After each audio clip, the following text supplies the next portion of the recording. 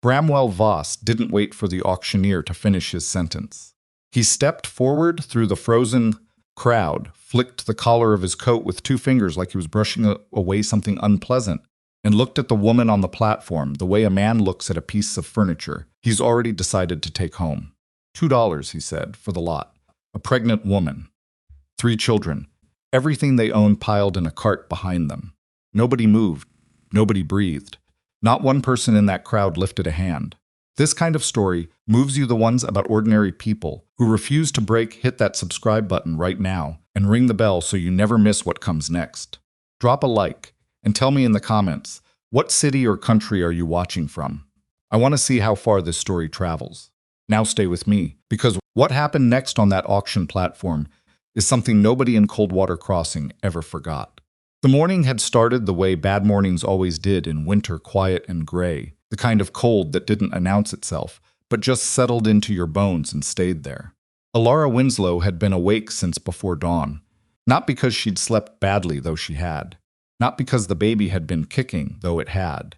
She'd been awake because she'd spent the last 3 hours going over the numbers again in her head, the way she always did when she was frightened, methodically, carefully, the way her father had taught her to check a ledger, and the numbers still came out the same way they had every night for the past 2 months.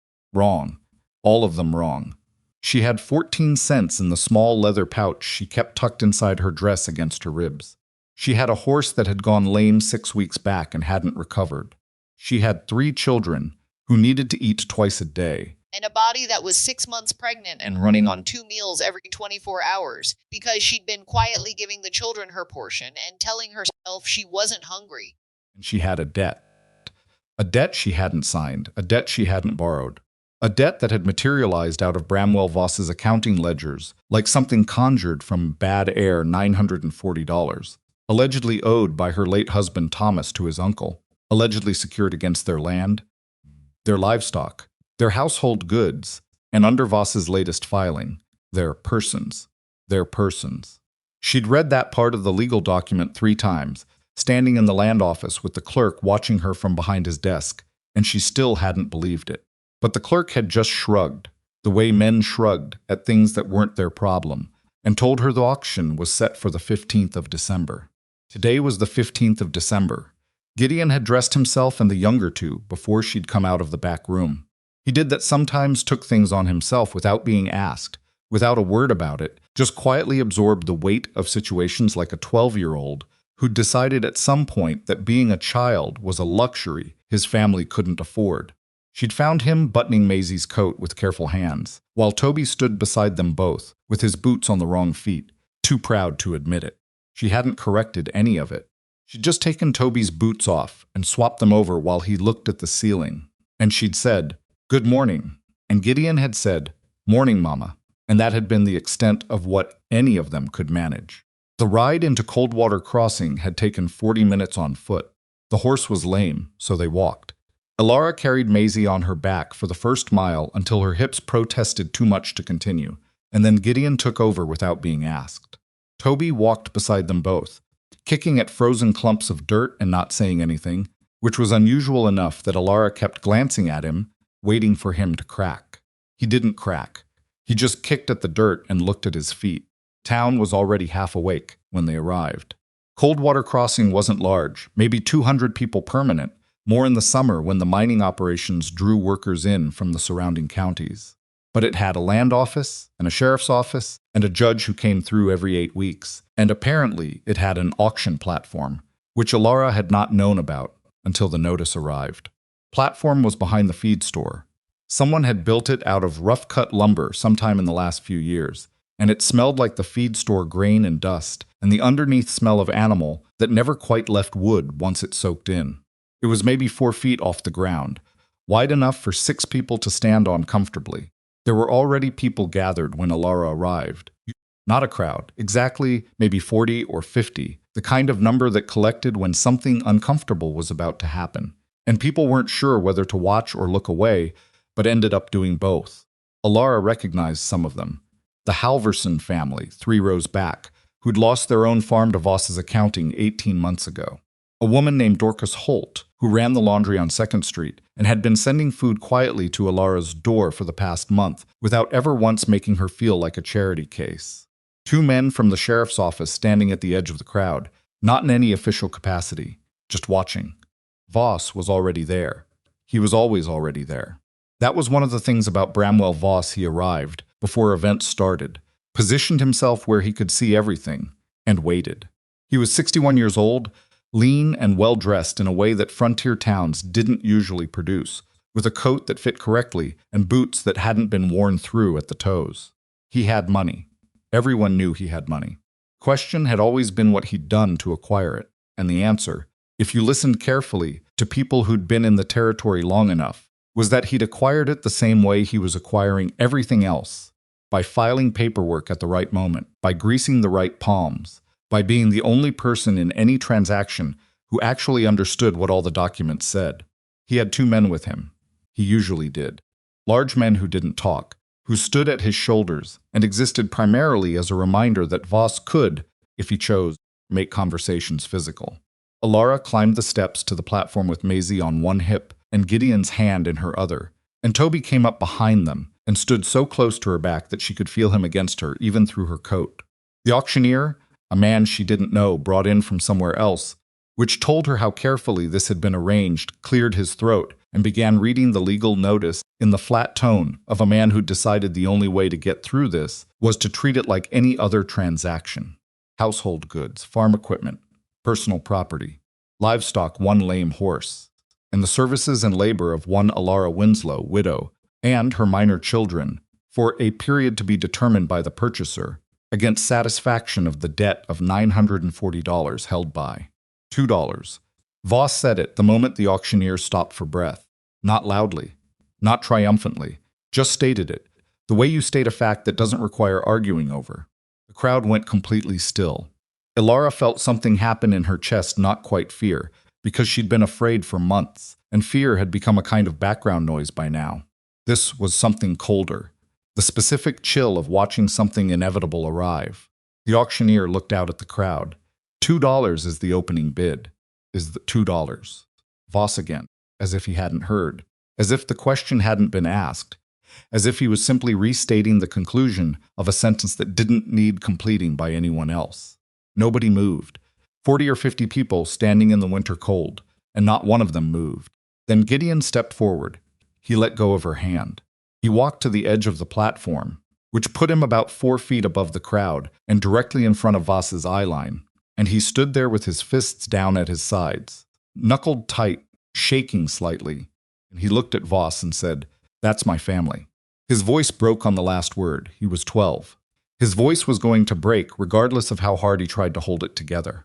But he held Voss's eyes, and Voss looked back at him the way a man looks at something that's mildly inconvenient, and the crowd waited. Gideon. Elara reached for him.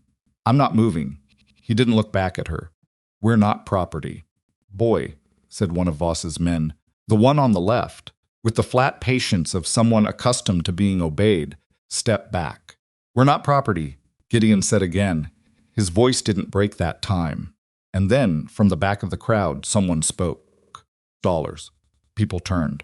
Some of them stepped aside without being asked, creating a corridor through the gathered bodies, because the man making his way forward through the crowd was the kind of man people instinctively made room for, not out of respect, exactly, and not quite out of fear, but out of the recognition of something solid moving through a space that was mostly made of uncertain people.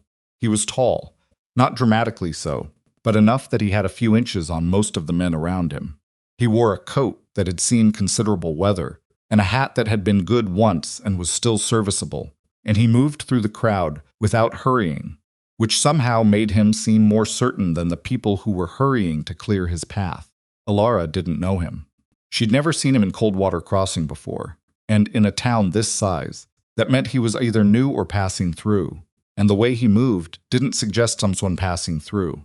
He stopped about 6 feet from the platform's edge, looked up at the auctioneer, and said it again, evenly, $6. The auctioneer stared at him. "Sir, the bid was $2. I heard the bid." The man looked at Voss. "$6. Voss turned to look at him fully for the first time. Something shifted in Voss's expression, not quite surprise, but the slight recalibration of a man whose calculations have just been interrupted by a variable he didn't account for. Who are you? Sawyer Drayton. The man said it without inflection, like it was just information. I have a ranch about 8 miles out. Blackthorn. He looked back at the auctioneer. $6. Voss studied him for a moment. Then he said, 8, and there was something different in his voice, now still controlled, still even, but with something beneath it that hadn't been there before. An edge. The slight sharpening of a man who is accustomed to winning and is being made to work for it. 10, Sawyer Drayton said. The crowd had gone so quiet that Elara could hear the wind moving through the space between the buildings, and Toby pressed tighter against her back. And Maisie made no sound at all. She hadn't made a sound since August. And she didn't make one now, and Gideon still stood at the edge of the platform with his fists at his sides, watching. 12, said Voss. The edge was more audible now. He didn't look away from Drayton. 14, said Drayton. He said it the same way he'd said everything else, quietly, without performance, and then he looked at Voss and waited. The silence stretched out. Voss could afford more than $14. Everyone in that crowd knew it. This was not a question of money. This was a question of whether Voss wanted to make a scene out of what was supposed to be a quiet acquisition, whether he wanted to bid against an unknown quantity in front of 40 witnesses, whether he wanted to draw attention to the mechanics of what he was doing. He looked at Drayton for a long moment. Then he looked at Elara, not at her face, at her belly, a look that said, "You'll be back. Sooner or later, everyone comes back." He turned and walked away, his 2 men falling in behind him without a word. The auctioneer said something about the bid being accepted, and the gavel came down, and Elara registered none of it clearly because all of her attention had gone to the man standing below the platform, Sawyer Drayton, whoever he was, who was now looking up at her children with an expression she couldn't read. When he finally looked at her, she said, "What do you want?" He met her eyes. He didn't smile, didn't soften it, didn't try to make it easier. "Right now? I want to get you and these children somewhere warm before that youngest one turns blue from the cold." That's not an answer. It's the only one I've got right now. He looked at Gideon, who was still standing at the platform edge with his fists knotted. "You going to stand there all day, or are you going to help your family down?" Gideon looked at him. Something moved across the boy's face, the complicated calculation of a child who has spent months being the man of the family and isn't sure how to hand that weight to someone else, or whether to. He looked at his mother. Elara didn't nod. She didn't tell him what to do. She just held his eyes. Gideon looked back at Drayton. "I'm watching you," he said. "I'd expect nothing less," Drayton said. And he reached up and offered his hand to help Maisie down first, because she was the smallest, and you helped the smallest ones first. Gideon got down on his own. They walked to the livery stable on 3rd Street because it was the closest enclosed space, and because Sawyer Drayton's horse was there, a big roan gelding with a white blaze and a temperament that Toby immediately began evaluating with the serious attention of a child who has decided horses are more reliable than most people. The livery was warm in the way working stables are warm, which is to say it smelled like hay and manure and animal heat, and it was not comfortable in any conventional sense, but it was sheltered from the wind, and the temperature was survivable. Elara sat down on a hay bale because her hips had been aching for the last hour, and she was too tired to pretend they weren't. And Maisie climbed into her lap and pressed her face against Elara's collar without speaking. Drayton stood a few feet away, his back against a post, giving them space. He'd bought them something from the feed store next door, dried beef, and a small loaf of bread that was only a day old, and he put it on the hay bale beside her without making a production of it. "You didn't have to do that," she said. "I know." She looked at him. In better light than the auction crowd had offered. He was older than she'd initially read him, 40, maybe past 40, with the kind of face that years of weather produces, all carved lines and a jaw that looked like it had been set permanently against something. There was a scar across the back of his left hand that disappeared under his coat cuff, and he moved his left shoulder slightly differently than his right, the way people do when an old injury has healed imperfectly. "Sawyer Drayton," she said. "I've been in this county 8 months. I've never heard your name. I don't come into town much. Why today?" He was quiet for a moment. He looked at Gideon, who was standing near the stable door watching the street, with the attention of someone who's learned to track exits. "Heard about the auction," he said. "Couldn't figure out a way to not come." That's a strange reason. I know. I need to understand what you expect from this, she said.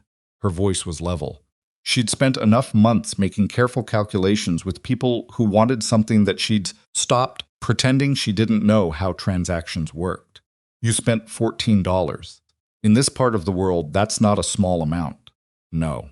So what are you owed for it? He looked at her then, directly, and she held his gaze without flinching, because she'd been holding Voss's gaze for 8 months, and she wasn't going to look away from a stranger who'd done her a kindness. Nothing, he said. She didn't believe him immediately, filed it away and kept watching him. I have a ranch, he said, 8 miles out. It's not pretty, but it's solid. 3 rooms, a barn, a well that runs clean. I live there alone. He paused. I'm offering you and your children shelter. Through the winter, at least. You'd have a room. Your children would have beds. There's enough food for the next few months. In exchange, he seemed to be considering how to word it carefully.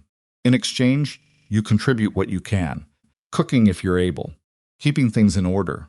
Whatever you're capable of without hurting yourself or the child you're carrying. Elara let that sit for a moment. Toby had edged closer to the roan gelding during this conversation, and the horse had turned its head and sniffed at him with what appeared to be cautious interest. And Toby was holding very still in the way children hold still when they think that moving will end something good. And when spring comes, she said, when spring comes, you decide what you want to do next. You leave, you stay, you make arrangements elsewhere. That's your decision to make. You're a single man offering shelter to a pregnant widow with 3 children. You understand how that looks. Something in his expression shifted, not offense, but close to it. I understand how everything looks out here. I'm not particularly concerned with how things look.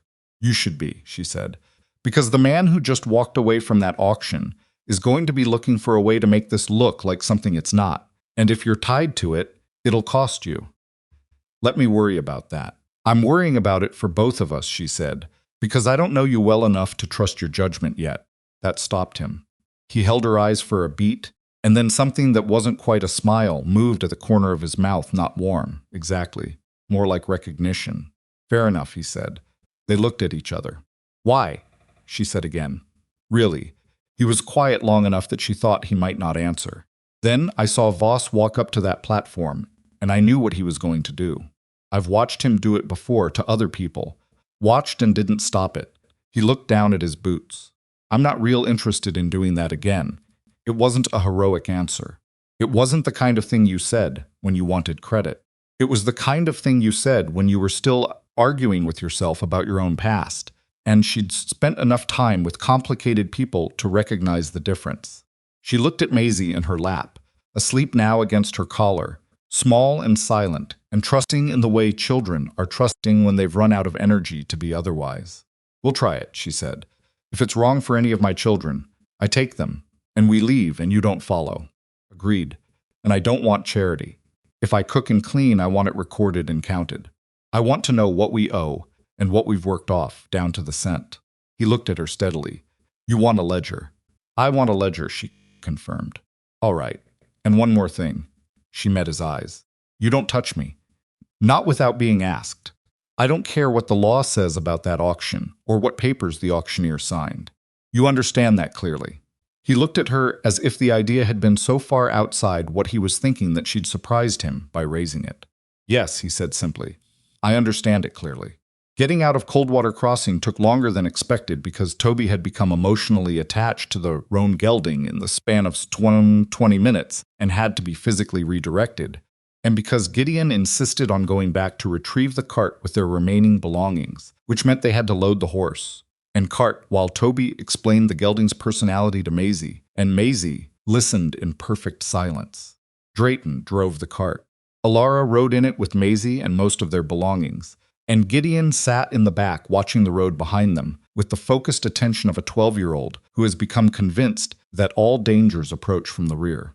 Toby walked beside the horse for the first 2 miles, which Drayton permitted without comment. They were about 3 miles out when Toby said, "What's his name?" "The horse?" Drayton said. "Decker. Why Decker?" "That's the name he came with. Didn't seem worth changing it." Toby considered this. "I had a horse once, named her Lily." "What happened to Lily?" Toby was quiet for a moment. "Then Mr. Voss took her." Drayton said nothing to that. He kept his eyes on the road ahead. Elara, watching from the cart, saw the set of his jaw tighten just slightly, just enough that she noticed it and then smooth out again. "You're good with horses?" he said to Toby. "I was," Toby said, in the careful tone of a child who has learned not to claim things they might not be able to prove anymore. "I used to be." "We'll see," Drayton said. And then he didn't say anything else about it, and the road stretched out ahead of them, and the sky above the open land went from gray to a darker gray that suggested more snow before nightfall. Blackthorn Ranch was not what Elara had expected, though she couldn't have said exactly what she'd expected. It wasn't grand, it wasn't polished. But it was in the way of things that have been built carefully by someone who understood what they were building solid in its bones. The main house was low and long, built from a mix of timber and stone, with a roof that showed evidence of repeated repair in the patches where newer wood met older.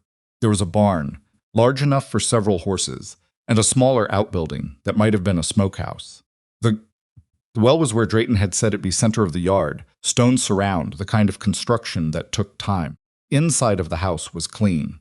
Not comfortable clean, not arranged for visitors, but clean in the way of a person who lives alone and has basic standard surfaces clear, floor swept, no dishes left sitting. There was one main room with a fireplace and a long table, and off it 2 doors. Drayton opened the first one, and she saw a real bed, not a cot, an actual bed with a frame and a mattress and blankets folded at the foot of it. "This one is yours," he said. "And the children's. There's room enough. I'll be in the loft." Elara looked at the room, then at him. "This is your room. It was. Now it's yours." He said it like it was simple. "There's extra blankets in the chest. If the children get cold in the night, they're there." He turned toward the fire and started building it up before she could object further, and she stood in the doorway of the room that had been his, and looked at the blankets at the foot of the bed, and felt some shift in the middle of her chest that she wasn't going to examine too closely right now. Gideon appeared at her elbow. He looked into the room, then at her face, then at Drayton's back. "You trust him?" he asked low. "Not yet," she said, equally low. "But I trust what I've seen so far." Gideon looked at Drayton again, with the expression of someone reserving judgment at significant cost. "Okay," he said. "Okay," she agreed. Dinner that night was salt pork and potatoes, and dried beans that Elara cooked herself because she'd asked where things were, and Drayton had shown her without comment, and then gotten out of her way. It was the first meal she'd cooked in a real kitchen in 2 months, and she understood partway through the cooking that her hands had missed it, the specific kind of efficiency that comes from knowing a task so completely while your mind is somewhere else. Drayton ate at the far end of the table. Gideon sat opposite him and didn't speak but didn't look away either, maintaining a 12-year-old surveillance operation with the straight-faced commitment of a much older person. Toby ate with focused attention and then asked if he could go look at the horse again. Maisie sat beside Elara and moved food around her plate and ate approximately half of what was there. Drayton, who noticed. He didn't say anything at the table. But when dinner was done and Toby had been redirected from the barn because it was dark and cold, and Gideon was washing up with the diligence of someone who has decided that being useful is a form of showing up, Drayton crouched down in front of Maisie, where she sat near the fireplace, and said, without pressure, without expectation, "You want to sit here a while? I usually sit here after dinner. Sometimes I whittle." Maisie looked at him with the careful eyes of a child who has learned that the world requires constant assessment. He didn't push. He just settled back against the hearthstone, with his legs stretched out, and pulled a piece of wood and a small knife from his coat pocket, and began working on something that looked, at this stage, like it might eventually be an animal of some kind. Elara stood in the kitchen doorway and watched. Maisie didn't move for about 3 minutes. Then slowly, she slid off her chair and sat down on the hearthstone about 2 feet from Drayton, with the focused attention of a child attending to something important. He kept carving. He didn't look at her. He didn't say anything. She watched his hands. After a while, maybe 10 minutes, he held up the piece he was working on. It was a rough horse, barely more than a suggestion of one, with 4 legs and a long neck and ears that needed more work. He didn't hand it to her. He just held it up, turned it in his fingers. Maisie looked at it, then at him, then back at it. "That one's not done yet," he said. "But when it is, it'll need a name." She didn't speak. But her eyes stayed on the carving, and when he set it back down and continued working, she scooted about an inch closer to the hearthstone. Elara went back to the dishes so neither of them would see that she'd been watching. She found him on the porch late that night, long after the children were asleep, in the real bed with the blankets pulled up. Maisie in the middle, where she always ended up. She hadn't been able to sleep. The baby was moving, restless in the way it had been for the last week, and her mind kept circling back to the auction and Voss's face when he'd looked at her belly and turned away. And she kept doing the math on how much a man like that was willing to let go of when there was something he wanted. The answer was nothing.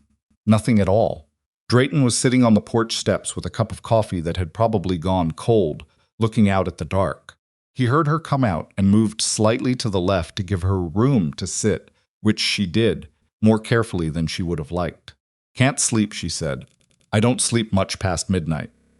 "Never have." They sat with that for a moment. "He's not going to stop," she said. "Voss. Today wasn't a setback for him, it was an inconvenience." "I know. He's going to come after the children directly. Not me, the children. Because I'm pregnant, and he knows I'll follow them anywhere." She looked at her hands in her lap. "He'll file something. Find a law, or make a law, or find a judge who'll write him one. He's done it before." "I know," Drayton said again. There was no impatience in it, just the steady acknowledgement of a man who has already thought through most of what she's saying. "I shouldn't have brought this to your door," she said. He looked at her. "You didn't bring it anywhere. Walked up and bid at an auction. And now you've made yourself part of it. Maybe." He looked back out at the dark. "I've been made part of worse things for worse reasons." That was another answer she filed away. "What did you do before ranching?" she said. He was quiet a moment. "Tracking, mostly. Frontier work. Worked with a couple of territorial outfits." He paused. "I'm not someone who needs protecting from complications. I wasn't offering to protect you, I was offering information." "Then I'll give you some back," he said. "Voss's is long in this county, but it's not unlimited. He operates on people being isolated and afraid. That's his method, one family at a time, alone, without anybody to speak to, has done." He turned his coffee cup in his hands. "If you know of other families he's moved against." "I know of 3, she said immediately, "just in the last year. The Halversons were there today, and a woman named Dorcas Holt told me about 2 others, a miner named Creel and an older widow over toward the East Road, who I never caught the name of." Drayton went still. It wasn't dramatic stillness, just the particular quality of attention of someone whose mind has shifted gear. "You'd remember their situations? What Voss did, how he did it.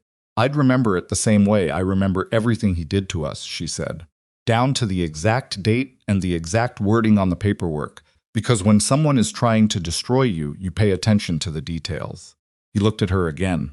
This time there was something different in his eyes, not quite surprise, but some version of reassessment, the way you reassess when someone turns out to be more than the surface they presented. "Okay," he said. "Okay," she said. They sat in the cold for another few minutes without speaking, and it wasn't uncomfortable, which was itself information of some kind. And then Elara went back inside, because the baby had settled, and she was finally tired enough that sleep might catch her before the numbers started up again. She lay in Sawyer Drayton's bed in the dark and listened to her children breathe and thought. Voss had called her family the lot, as if they were goods to be cataloged and disposed of. $2 for the lot, and this stranger had said 14. She still didn't fully understand why, but she was beginning to think that understanding it was going to change something, and she wasn't quite sure yet if she was ready for that. Outside, the snow that had been threatening all day finally began to fall. The snow that started the night they arrived at Blackthorn didn't stop for 4 days. It wasn't a blizzard, nothing dramatic enough to warrant that word, just the kind of steady, determined snowfall that the high plains produced in December, kind that didn't announce itself with wind and fury, but simply came down and kept coming until the world outside the windows was a uniform gray-white, and the drifts against the barn door were past Toby's waist. Changed the quality of time. Everything slowed. The ranch became its own small world, cut off from Coldwater Crossing and from Voss and from the auction platform, and from all the things that had brought them here. And for 4 days, Elara let herself exist inside that smallness and didn't push against it. She cooked. It was the thing she could do that required her whole attention and gave her something back for the effort. And there was something almost physical about the relief of being in a kitchen that was adequately stocked, dried beans and salt pork and cornmeal, and a good supply of potatoes in the root cellar. Smoked venison hanging in the outbuilding, a crock of lard that hadn't gone off. Not abundance, but enough. She hadn't cooked from enough in 2 months, and her body remembered what it was supposed to feel like. And she cooked the way she always cooked when she had the materials methodically, without waste. Everything used and nothing left to spoil. Sawyer stayed out of her kitchen. She appreciated that more than she would have said out loud. He was up before anyone else each morning, out to the barn before the light changed, and she could hear him moving around in there, the low sound of him, talking to the horses the way some men do. Not quite words, just a running murmur of sound that meant everything was accounted for and nothing was wrong. He came in for breakfast when it was ready, ate with the focused efficiency of someone who treats meals as fuel rather than occasion, and went back to whatever needed doing. On the second day, he found Gideon standing outside the barn in the cold, watching the door and clearly wanting to go in, but not quite willing to ask. "You done standing around?" Drayton said. Gideon looked at him. "I wasn't standing around. Come on then." Drayton pushed the barn door open. It was work. He didn't offer an explanation of the work or make it into a lesson. He just handed Gideon a pitchfork and showed him which stalls needed cleaning, and then went to work on his own side of the barn. And they worked in parallel, without talking for about an hour. And when Gideon got the technique wrong on the third stall scooping instead of lifting, which meant he was moving twice as much material to do half the work, Drayton said, "Other angle," and demonstrated once, and went back to his own section. Elara watched this from the barn door, which she'd come to, because Maisie had followed Gideon and she'd followed Maisie, and she stood there for a few minutes observing the specific way Sawyer Drayton gave a 12-year-old boy work without pity and without performance, and she filed that away with the other things she was filing. Maisie stationed herself on a hay bale near Decker's stall and watched the roan gelding with the same quiet intensity she brought to everything. Decker watched her back. After a while, the horse moved to the stall gate and pressed his nose against the gap, and Maisie looked at it for a long moment and then, without speaking, held up one finger and let the horse sniff it. Toby, coming in behind Elara, saw this and stopped dead. "She touched him," he said in an urgent whisper. "Mama," she touched his nose. "I see it," Elara said. "Decker doesn't let just anybody touch his nose. He's particular." Toby was saying this to Elara, but watching Maisie, with the expression of someone witnessing something they don't quite have the vocabulary for. "She's got something. She's always had something," Elara said. On the third evening, Drayton sat down with a new piece of wood pine this time, different from the other piece, and began working on it without saying anything about what it was going to be.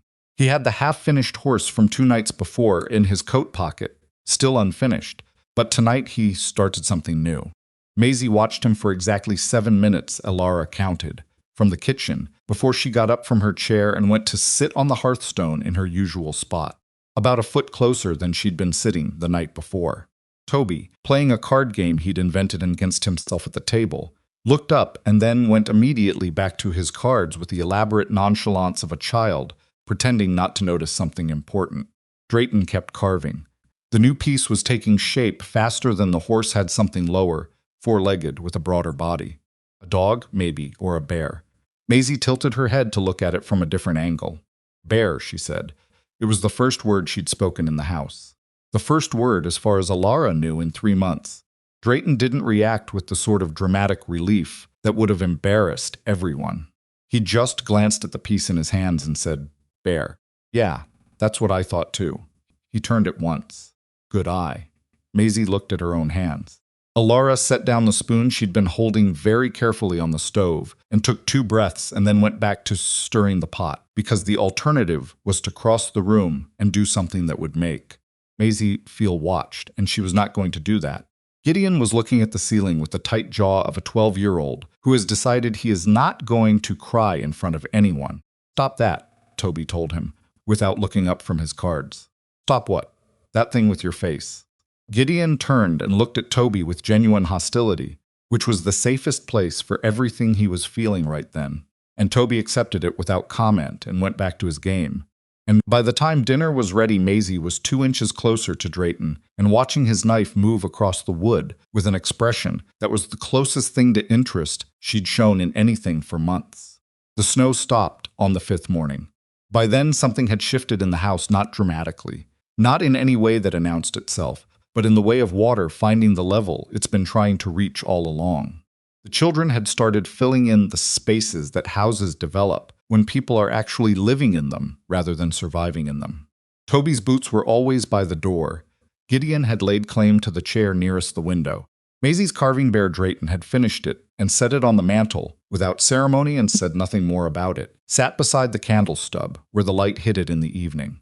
The morning the snow stopped, Elara sat at the kitchen table with the ledger book she'd asked Drayton for, on their second day a real one, hardbound. The kind the general store sold to people who kept accounts, and she worked through what she'd done in the past 4 days and what she estimated its value at. And she was halfway through the calculation when she became aware that Drayton was standing in the doorway watching her. "You're actually doing it," he said. "I said I would." He sat down across from her. He had coffee. He always had coffee. From what she could tell, he ran on it and he set the cup down and looked at the ledger. "What are you putting cooking at?" 60 cents a day. That's the going rate in town for a cookhouse keeper. That's fair. I know it's fair. I looked it up before the auction. She made a notation. I'm also counting the mending. Gideon's coat sleeve was coming apart at the shoulder. I've fixed it, and 2 other things in the last 3 days. I'm putting that at 15 cents per item. Elara, don't tell me not to. He was quiet for a moment. I wasn't going to tell you not to. I was going to say that if you're keeping a ledger, we should probably also put down what you and the children are using, so you know where the actual number stands. She looked up. That was not what she'd expected. Food, firewood, the room, he said. If you want it to be a real accounting, it should go both ways. She studied him. Most men would call that room and board and use it to keep the number from ever reaching 0. I'm not most men. He didn't say it with any pride. Just stated it like another fact. And I'd rather you know exactly where things stand than feel like you're working off something you can't see the bottom of. She looked back at the ledger. She made a new column. They sat together for the next 20 minutes, working through the numbers: food by the week, firewood by the cord, approximate value of the room, and it was the most practical conversation she'd had with any adult in months. And there was something settling about it that she couldn't have explained without sounding foolish. At the end of it, the numbers came out roughly even. Her labor was slightly ahead, actually, which she hadn't expected. She said. Something wrong? No, I just thought it would be more lopsided. I told you what I was offering. I wasn't lying about the terms. Closed the ledger. Looked at the cover of it for a moment. Then she said, because it had been on her mind, Voss is going to file for legal guardianship of the children. Drayton's cup stopped halfway to his mouth. It's the next logical move, she said. He can't auction a woman who's been bought by someone else, and he can't get at me directly, not quickly. But the children are different. If he can argue that I'm unfit, that the situation I'm in is unstable, that I have no permanent home, no established means of support, that a pregnant woman living on a stranger's charity can't properly provide for 3 children, a sympathetic judge might give him emergency guardianship while the case works through the system. And by the time the case works through the systems, he'd have had them for months, long enough to make them legal strangers to me. She said it steadily, but her hands on the ledger weren't quite steady, and she didn't pretend otherwise. I know how he works. He's been building this case for a year. The auction wasn't the end of it. It was just the part he could do in public. Drayton set his coffee down. He was quiet for a moment, and she could see him working through the implications, not panicking, just thinking, the careful, deliberate thinking of a man who has dealt with complicated terrain before. Marriage, he said. She looked at him. An established landowner with a wife and established household, he said carefully. That changes the picture considerably. It makes the unstable circumstances argument harder to make stick. I know, she said. That's why I'm raising it. She held his eyes. I'm not asking you to mean it. I'm asking you to consider whether it's a solution you'd be willing to make legal. The silence that followed was long enough to be uncomfortable, and she let it be uncomfortable because she wasn't going to fill it with reassurances she didn't have. It would complicate things for you considerably, she said. You'd be taking on a pregnant woman, 3 children, and an enemy who has the county judge in his back pocket. I already have the enemy, he said. I made that choice at the auction. That's different from a marriage record, is it? He wasn't asking, he was thinking it through. He turned his coffee cup on the table. And after? When Voss is dealt with, whenever that is? What does a legal marriage mean for you then? Whatever we decide it means, she said. I'm not asking you to love me. I'm asking you to consider a legal arrangement that gives my children protection while we figure out how to take Voss apart. He looked at her for a long moment. Then, I'll think about it. That's fair. I'll have an answer by tomorrow morning. Then I'll wait until tomorrow morning, she said. She picked up the ledger and stood, steadier than she felt, and went to check on the bread she'd put to rise before dawn. His answer the next morning was yes. He said it before breakfast, standing in the kitchen doorway, still in his coat from the morning chores. And he said it without preamble or elaboration, just walked in, said yes, and then went to pour his coffee. And Elara stirred the porridge and said, all right. And that was the entirety of the negotiation. They rode to Coldwater Crossing that afternoon. The snow was packed down enough on the main road to manage it, and Drayton had the cart loaded with enough supplies to justify the trip if anyone asked. The justice of the peace was a man named Hollis Brant, who had a side office above the dry goods store and was clearly surprised to see them, but legally obligated to perform the service. Gideon sat outside the office on a bench with Maisie and Toby and watched the street with the expression of someone still making up his mind about everything. Instead, the ceremony took 6 minutes. There were 2 witnesses, Hollis Brant's assistant, and a woman passing in the hallway who agreed to sign when asked. Elara kept her hands at her sides and said what needed saying, and looked at Sawyer Drayton while she said it, and he looked back at her with the same steadiness she was coming to expect from him. When it was done, Brant handed them the paperwork, and she took it and read through every line of it with Brant standing there. Because she had learned not to sign anything she hadn't read, and Drayton waited without any sign of impatience while she did it. Everything in order? He said, when she looked up. Everything in order, she confirmed, and folded the papers and put them inside her coat, next to the pouch with the 14 cents she still hadn't spent. They told the children when they got back to the cart. Gideon already knew, or had worked it out. His face didn't change. Toby said, does that mean you're our pa now? Directly to Drayton, with the blunt practicality of an 8-year-old who cuts straight to what matters. Drayton crouched down to Toby's level. That's your call to make, he said. Not mine. Toby thought about it for about 4 seconds. Okay, he said. Maisie looked at Drayton for a long moment and then held up her bear carving, which she'd insisted on bringing to town in her coat pocket. Yeah, Drayton said quietly. It's going to be all right. He didn't promise that. He just said it, and she looked at him, and whatever she found in his face was apparently sufficient because she put the carving back in her pocket and took Elara's hand, and they walked back to the cart together. They'd been back at Blackthorn 3 days when Elara noticed the change in how Voss's men were moving around the county.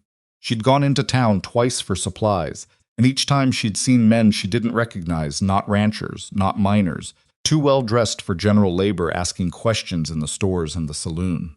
She recognized the pattern because it was the same pattern Voss had used when he'd been building the debt case against Thomas. Quiet questions first, then the paperwork. She told Drayton on a Thursday evening when the children were asleep. He's collecting information, she said, about your property, your income, your standing. He'll be building a case for why your establishment of a household doesn't qualify as the stable environment a judge would want. What grounds could he use? Your history, if he can find anything in it. Your finances. Whether the ranch shows a clear profit. She paused. He'll interview your neighbors if you have any nearby ones. He'll look for any record of legal trouble in your past. Thorough. Drayton was quiet for a moment. There was something in his face she didn't have a complete read on yet. I did frontier tracking work for 8 years, he said. Some of it for territorial outfits that weren't entirely on the right side of legal. Nothing that was prosecuted, but if someone with enough pull started asking questions of the right people. Would it matter to a judge? Depends on the judge. That's what I thought. She looked at the fire. We need to get ahead of whatever he's filing. That means documentation. Everything we have that shows this is a genuine household, the marriage record, the ledger, your land claim papers, any evidence of income, letters from people in the area who know you. You've been thinking about this for a while. I think about everything for a while, she said. That's how I've stayed alive. He looked at her sidelong. You grew up on farms? Your father kept accounts? My father kept everything in a ledger. He said the man who controls the paperwork controls the situation. She paused. Voss knows that too. That's why he's so good at this. Then we'll know it better than him. We'll try, she said, with the careful honesty of someone who has been outmaneuvered before and doesn't intend to underestimate the opponent. It was Gideon who noticed the barn smell first. He came in from the evening check. Drayton had started sending him out for the last check of the night, a job that Gideon accepted with the gravity of someone receiving a trust, and he stood in the doorway of the house with snow on his shoulders and said, "Something's wrong with the barn." Drayton was on his feet before the sentence finished.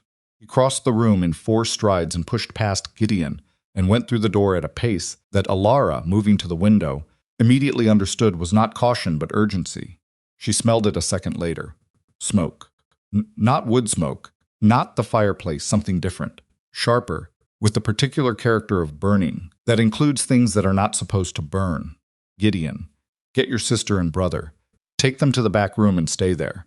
She was already pulling her coat off the hook. Don't open the door until I tell you to, Mama. Now, Gideon. She went out. The barn was on fire. Not fully, not yet, but the east wall was going. The dry timber taking it fast despite the cold, and she could see the orange working up through the gaps in the boards, and hear the animals inside, in a state she'd never heard horses in before. A high, insistent, terrified sound that made every instinct in her body go in 2 directions at once. Drayton was already at the main door, hauling it open. The smoke rolled out, and he went into it without stopping, moving low, and she heard him inside speaking to the animals in that low, continuous murmur, but louder now, cutting through the sound. Couldn't go in. She knew it. She was 6 months pregnant, and she could not go into a burning barn, and her body knew it, even if the rest of her was screaming at the unfairness of that fact. She did the next thing. She grabbed the closest bucket, got it to the water trough, still partially liquid in the center, frozen at the edges, and she threw water at the base of the east wall. It was not enough. It was not anywhere near enough. But she did it again and kept doing it, and after the 4th bucket, she heard a sound behind her, and it was Gideon. "I told you to stay inside," she said without stopping. "I know." He grabbed the 2nd bucket and went for the trough. She looked at him, coat on wrong. No hat. Jaw set in the way that was beginning to look so much like his father's jaw that it caught at her sometimes. She didn't say anything else. They worked. Decker came out first, Drayton leading him by the halter, the horse blowing hard and wild-eyed but moving. Then the 2nd horse, the brown mare Elara had seen in the far stall, but didn't know the name of, coming out sideways and shaking. Then a 3rd, a gray she hadn't known, was there. Drayton came out last, coughing, his coat smoking along the left shoulder. "East wall's going, but the main structure isn't caught yet," he said between coughs. He coughed again, harder. "If we can keep the water on the base." 2 figures came through the gate. Elara turned. The men from town, the ones she'd seen watching, stood at the ranch gate. They had no buckets. They had no urgency about them. One of them had a lantern, which he was swinging slightly, back and forth, with the casual ease of a man who has no reason to be hurrying. She understood all at once. She also understood that there was nothing she could do about it right now, and that the barn still needed fighting, and that Drayton had seen them too, because he'd gone very still beside her. "Leave it," said one of the men. He said it pleasantly, conversationally. "Leave it and go back where you came from." "Keep going," Drayton said to Elara under his breath. She kept going. She threw the bucket, went back to the trough, filled it, threw it again. Gideon matched her rhythm without being told. Drayton moved back to the east wall and started pulling burning boards away from the main structure with his bare hands, and she saw him flinch from the heat but not stop. The men at the gate watched. They didn't move. They didn't come forward to help, and they didn't come forward to interfere, and they didn't leave, which was its own kind of message. After 40 minutes, the fire was out. The east wall was gone, open to the sky, and the boards around it were charred, and the smell was going to be in everything for weeks. But the main barn stood, and the horses were alive, and Gideon had helped save it. Drayton's hands were burned. She saw it when he came to stand beside her, and she made him hold them up to the lantern light, not severely, not damaged in any lasting way she could see, but red and raw across the palms and fingers where he'd pulled the burning boards. The men at the gate had gone sometime in the last 20 minutes. She hadn't seen them leave. "You knew them," she said. It wasn't a question. Drayton was looking at his hands. Voss's hired men. Been using them for 2 years at least. This was a message. Yes, he's escalating. She looked at the ruined wall. This isn't paperwork anymore. Drayton lowered his hands. He looked at her with an expression that was tired in a way she hadn't seen in him before, and beneath the tiredness something else, something harder and more settled. "No," he said, "it's not." They stood in the cold outside the damaged barn, and she looked at him at the burned hands and the smoke on his coat and the set of his face and something that had been in the process of shifting in her chest for the last 2 weeks. Finished, shifting, and landed somewhere she hadn't expected. She wasn't sure yet what to do with it there. What she knew was this: running had not kept her safe. Running from one county to the next, the borrowed rooms and the dwindling funds and the careful management of how little they had left, none of it had done anything except delay the moment when Voss caught up with her. She had 3 children in a back room of a ranch house, and a man standing beside her with burned hands who had answered a question she hadn't asked yet, and a piece of paper inside her coat that said she was his wife, and 14 cents in a pouch against her ribs. Running would not save them. She looked at the dark space where the east wall had been, and she looked at the stars that were visible through it, and she said, low, mostly to herself, "Then we don't run." Drayton looked at her sideways. "I know people he's hurt," she said. "Other families. I told you their names. I know where some of them are." She turned to face him. "If we go to them, if we ask them to speak, not to fight, not to confront, just to speak, to put their names on paper, that's a different kind of evidence than one family's word against his." "He'll know what we're doing before we're halfway through it," Drayton said. "Yes," she said. "So we have to be faster than he expects." She paused. "And we have to start before he thinks we've decided to." He studied her for a long moment. His hands were still raw and red, and he held them slightly away from his body, and he looked at her with that expression she was learning to read, not quite agreement yet, but the particular quality of a man whose instincts are running alongside hers and coming out the same place. "Tomorrow," she said. "If you can drive with those hands." "I can drive." "Then tomorrow." She looked at the barn one more time. "We fix the wall today and we start tomorrow." She went back inside to tell Gideon he could unlock the back room. Behind her she heard Drayton pick up the fallen lantern, steady it, and begin examining the east wall damage in its light, the way he did everything methodically, without wasted motion, starting from what was actually in front of him rather than what he wished was there. She stopped with her hand on the door and looked back at him. The lantern light moved across the ruined boards, and his shadow stretched long behind him across the snow, and she thought, this is the man who spent $14 on a woman he'd never met. She still didn't fully understand it, but she was beginning to think that she wanted to.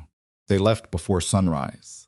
Elara had been awake since 3, which was not unusual anymore. The baby's weight shifted differently in the last few weeks, and sleep had become a series of short intervals interrupted by her own body, making demands she couldn't negotiate with. She lay in the dark and listened to the house, breathe and thought, through the route she'd mapped in her head the night before. The Halverson farm first 12 miles northeast, a direction that would take them away from Coldwater Crossing, rather than toward it. Then, if the Halversons agreed and if there was time before the light went, the woman Dorcas Holt had told her about, the one on the east road.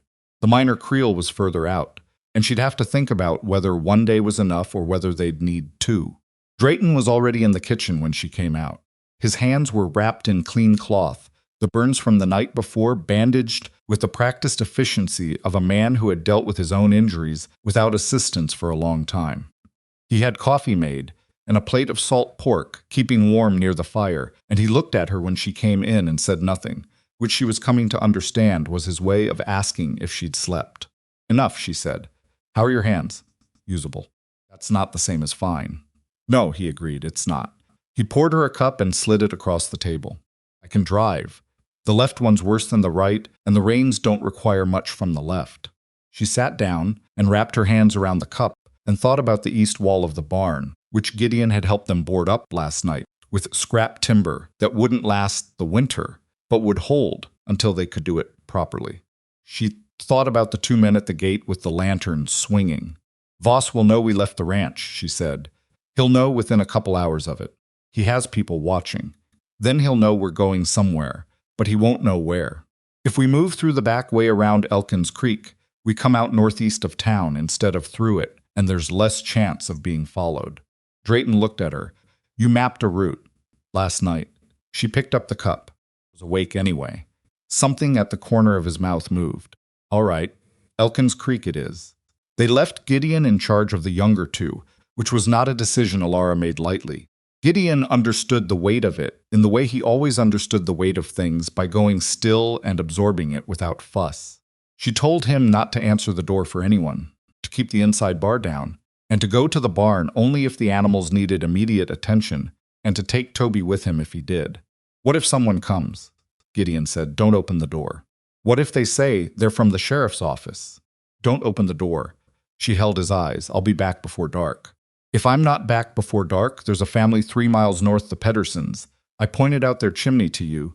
Last week you take your sister and brother there, and you tell them what's happened. Can you find it?"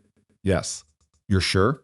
3 miles north. The chimney with the broken cap," he said, with the precise memory of a child who has understood that certain information is survival rather than geography. "Sure." She put her hand on his face briefly. He didn't pull back, which meant he was more frightened than he was showing. "I'll be back before dark," she said. She believed it when she said it.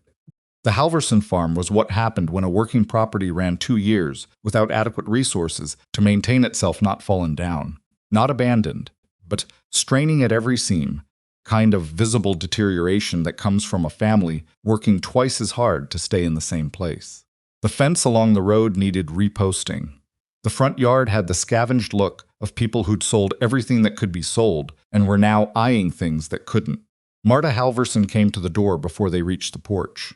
She was a broad woman in her 50s with gray-streaked hair pulled back hard and the permanently evaluating eyes of someone who had spent years watching for trouble from the direction of the road. She looked at Elara. She looked at Drayton. She looked at Elara's belly with a brief directness that wasn't unkind, just honest. "Mrs. Halverson," Elara said, "you were at the auction. You know who I am. I know who you are." Marta didn't move from the doorway. "I also know whose name you're carrying now." Her eyes went to Drayton. "Heard you bid." "He's why?" He met her eyes. "Same reason you didn't, except I was able to." It was a harder answer than Elara had expected, and she saw it land on Marta Halverson with the blunt impact of something true. The older woman's face moved through several things quickly and ended somewhere closer to open. "Come in," she said. "You'll want coffee." Her husband Reuben was in the back. Marta said, dealing with a fence situation, and she'd get him in a minute, but first she wanted to know what they'd come for. So Elara told her.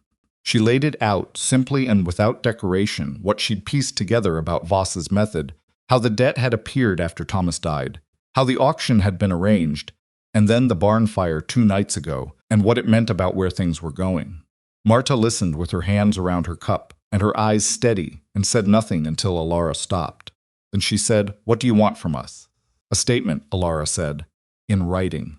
What Voss did to your family when, how, what documentation he used, what you lost, witnessed and signed." She paused. "I'm not asking you to go to court. I'm not asking you to confront him.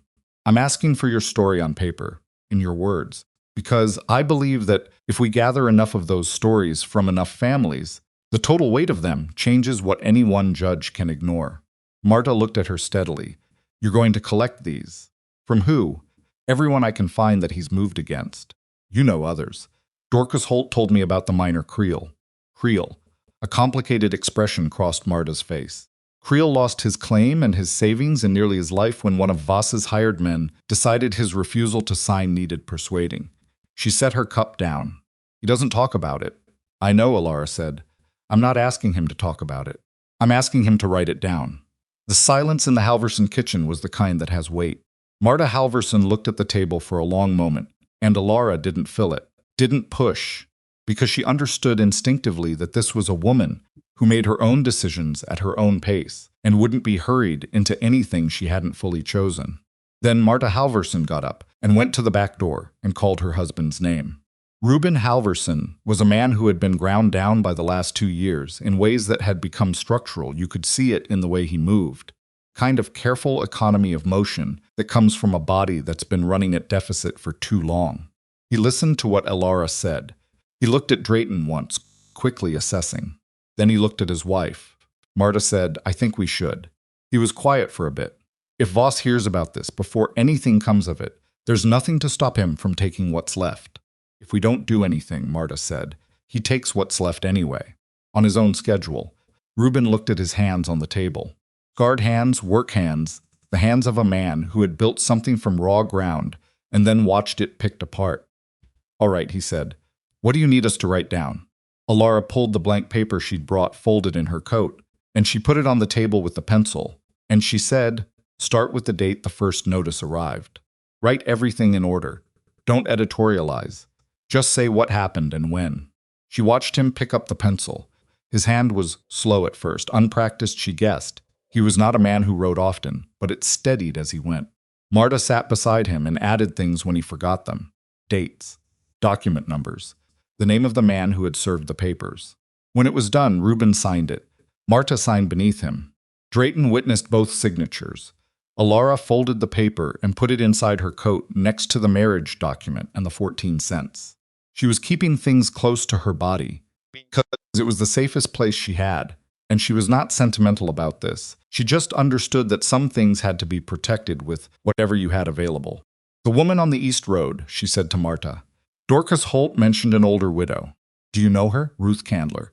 Marta stood and went to the window. "She's about 8 miles east. She won't be easy. Voss took her house last spring and she's been staying with her daughter-in-law, and the situation changed her." A pause. "She's not angry anymore. That's what worries me. The anger would be easier to work with." "I'm not asking for anger," Elara said. "I'm asking for her name on a piece of paper." Marta looked at her. "You're further along in that pregnancy than you look," she said abruptly. 6 months. You shouldn't be riding 8 miles in this cold." "No," Elara agreed. "I probably shouldn't." Marta's expression said everything about what she thought of a woman doing things she probably shouldn't, and also everything about recognizing that sometimes there is no option that doesn't include something you probably shouldn't do. "Take the old survey road east of here," she said finally. "It's rough, but it's shorter. Cuts the distance to 6 miles. Ruth Candler was sitting in a chair by the window of her daughter-in-law's front room when they arrived, and she didn't get up when they came in, and she didn't offer anything. And her eyes when she looked at Elara had the flat quality of a woman who has used up most of what she had and is existing now on what's left. Her daughter-in-law, a young woman named Helen, with an infant on one hip and the tight face of someone managing more than she'd signed on for, showed them in and stood near the door with the uncertain posture of someone who isn't sure whether having these people in her house is going to make things better or considerably worse. Elara sat down across from Ruth Candler because standing while the older woman sat felt wrong, and she looked at her and said, "I was at the auction in Coldwater Crossing 2 weeks ago. Voss bid $2 for my family." Ruth Candler's eyes focused, not warmly but sharpened. "He took my house last April," Elara continued. "For that, he took the farm, the equipment, the livestock. He manufactured a debt out of nothing and used it to strip everything from us in 6 months." She kept her voice level. "I know he did the same to you. I know you lost your house. I know you're living here now, and it's not what you built for yourself." Ruth said, "What is it you want from me, young woman?" "Your name on a piece of paper that says what happened to you, when it happened and how." Elara held her eyes. "I'm collecting these from everyone Voss has moved against. When there are enough of them, they go to the territorial investigators. Not one family's complaint, all of them. Together." Ruth Candler looked at her for a long moment. Then she said, "I'm 73 years old. That house was the house I built with my husband for 40 years. Every room in it." Her voice was steady, which was not the same as unaffected. "And Bramwell Voss took it with a piece of paper and a man from the land office. And there wasn't a person in that county willing to stand in the way." "I know," Elara said. "I wrote to the judge," Ruth said. "Do you know what he wrote back?" "He wrote that the claim appeared to be in proper legal order, and he saw no cause for intervention." She looked at her hands in her lap. Proper legal order. 40 years of a house, and it went away because of proper legal order. "That's why I need your name on paper," Elara said. "Because if it's only your letter to the judge, it's one old woman complaining. If it's your letter, and the Halversons' letter, and Creel's statement, and mine and 6 more, it stops being one complaint and starts being a pattern. And patterns are what investigators are required to respond to." Something moved in Ruth Candler's face. Not hope exactly, it was too weathered for hope, too careful, but a kind of attention that had been absent before. Helen, from the doorway, said quietly, "Mama Candler, think you should." Ruth looked at her daughter-in-law for a moment. Then she looked at Elara, then at Drayton, who had stood near the door the whole time and hadn't said a word, and Ruth studied him with the sharp appraisal of a woman who has learned to read men in her 73 years, and whatever she read appeared to be acceptable. "Give me the paper," she said. Creel was not at his claim, which was no longer his claim, but at a boarding house on the edge of the mining district that Marta Halverson had directed them to. He was a man of about 40 with one arm in a sling that he hadn't had 2 months ago, according to Marta, and the sling was not from the mining work. He came to the boarding house door and looked at them with the eyes of a man who has developed a thorough suspicion of visitors. And Elara introduced herself and said what she'd said to the Halversons and to Ruth Candler. And Creel listened with his good hand gripping the doorframe and his jaw set. When she finished, he said, "You understand what happens if this doesn't work?" "Yes," she said. "I understand. If it doesn't work, and Voss finds out we helped you put this together." "I understand," she said again. "I'm not going to pretend there's no risk. I'm telling you there's more risk in not doing anything." Creel looked at Drayton. "You the one who bid at the auction?" $14. A pause. That took guts.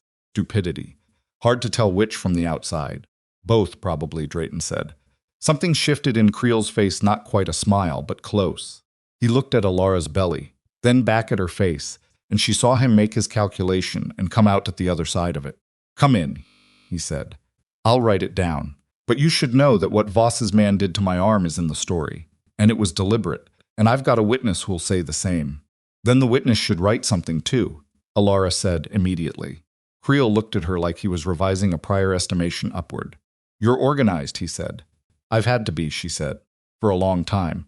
They had 4 statements by the time the sky started turning. 4 plus 3 names of other families, 1 over the county line, 2 she hadn't known about, and the name of the man who witnessed what happened to Creel's arm, who worked at the assay office and could be found during the week. They drove back in the near dark with Elara's coat pulled tightly around the papers and her body aching from the day, in a way that was becoming harder to push past with pure determination.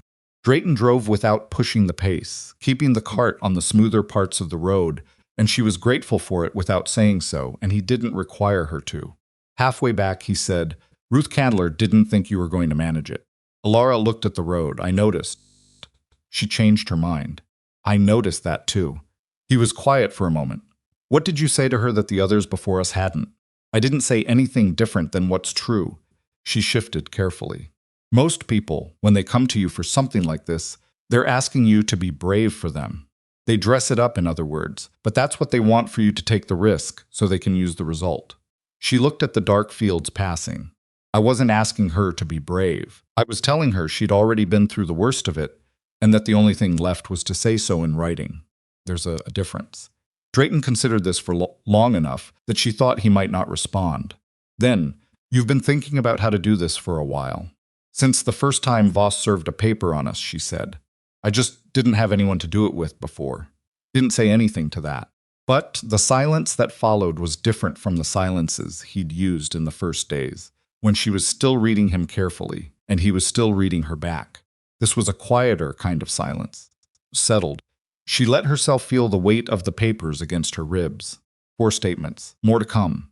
She let herself calculate what it could mean if she gathered enough, not just the ones she knew about, but the ones those people knew about. The full accounting of what Voss had done across the territory over however many years he'd been doing it. And then a different kind of calculation presented itself. The one she'd been avoiding, Voss was going to find out what they were doing. Not if when. The barn fire had been a warning, and warnings of that nature were not followed by patience. Whatever was coming next would be more direct. "When he finds out," she said. "And he will." "Yes. He's not going to wait for the investigators to arrive." She looked at Drayton. "He's going to move first. I know. So we need to get the statements to the investigators before he figures out what we have." She paused. "Not through the local sheriff. The sheriff's too close to Voss. It has to go over his head directly to the territorial office." "I know someone," Drayton said after a moment. She looked at him. "From the old tracking work. There's a man named Aldrich at the territorial marshal's office in the capital. We worked together 8 years ago. He's straight I'd stake my ranch on it." "You'd have to stake your ranch on it," she said. "That's exactly what you'd be doing." He nodded once. "I know, a beat. I trust him." "All right," she said. "But we can't send a letter. A letter can be intercepted, and it puts the information in transit for too long. Someone has to take it there. I'll go. You can't go. If you leave the ranch, there's nothing between Voss and the children but a 12-year-old boy and a bar across the door. She said it directly because it was true, and there was no use softening it. It has to be someone else. Someone Voss doesn't have a reason to stop on the road. Drayton's jaw tightened. She could see him working through the same logic she'd already worked through, arriving at the same place. Dorcas Holt, he said finally. That's who I thought too. She'd been turning it over since the afternoon. She travels between towns regularly for her laundry business. She's not one of the people Voss has moved against directly, so he has less reason to watch her. And she's the one who told me about half these families in the first place. You trust her? She sent food to my door for 3 months without making me feel like a beggar, Elara said. Yes, I trust her. He nodded. Decker moved steadily through the dark and the cold, and the ranch house lights appeared in the distance. Gideon had lit the lamp in the window, which was not something she'd told him to do, but was exactly the right thing, and she felt something in her chest loosen, by a fraction, that she'd been holding clenched all day. Tomorrow, she said. Tomorrow, he agreed. What she hadn't accounted for, and what she should have, because she'd been accounting for everything else, was that Voss had someone watching the Halverson farm. She found out 3 days later. Not from the Halversons, who didn't know from Creel, who sent a boy with a note that said one of the boarding house men had seen a rider following the survey road east. The same afternoon, she and Drayton had taken it. Following, not coinciding, tracking a specific route.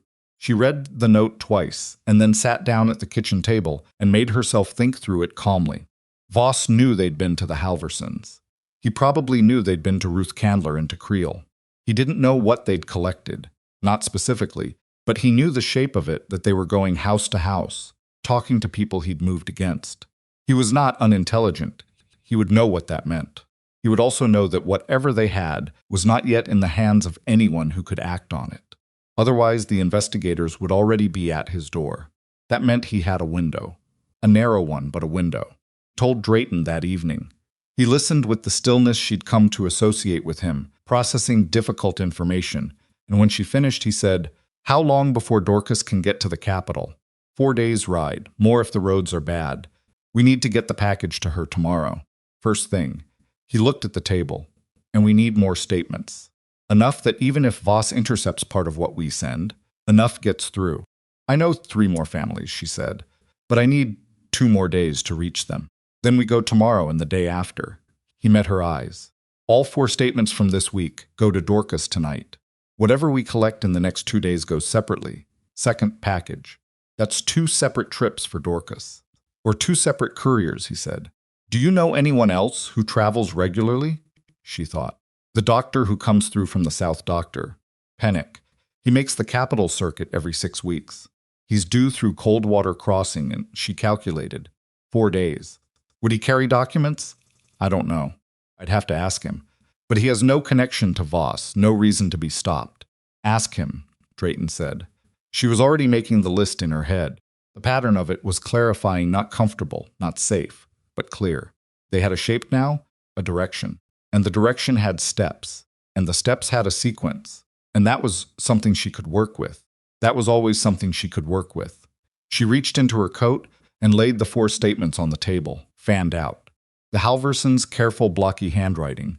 Ruth Candler's precise, elderly script. Creel's statement, with his witness's addendum. A 4th from a family she hadn't named yet, found through Creel, that described events going back 7 years.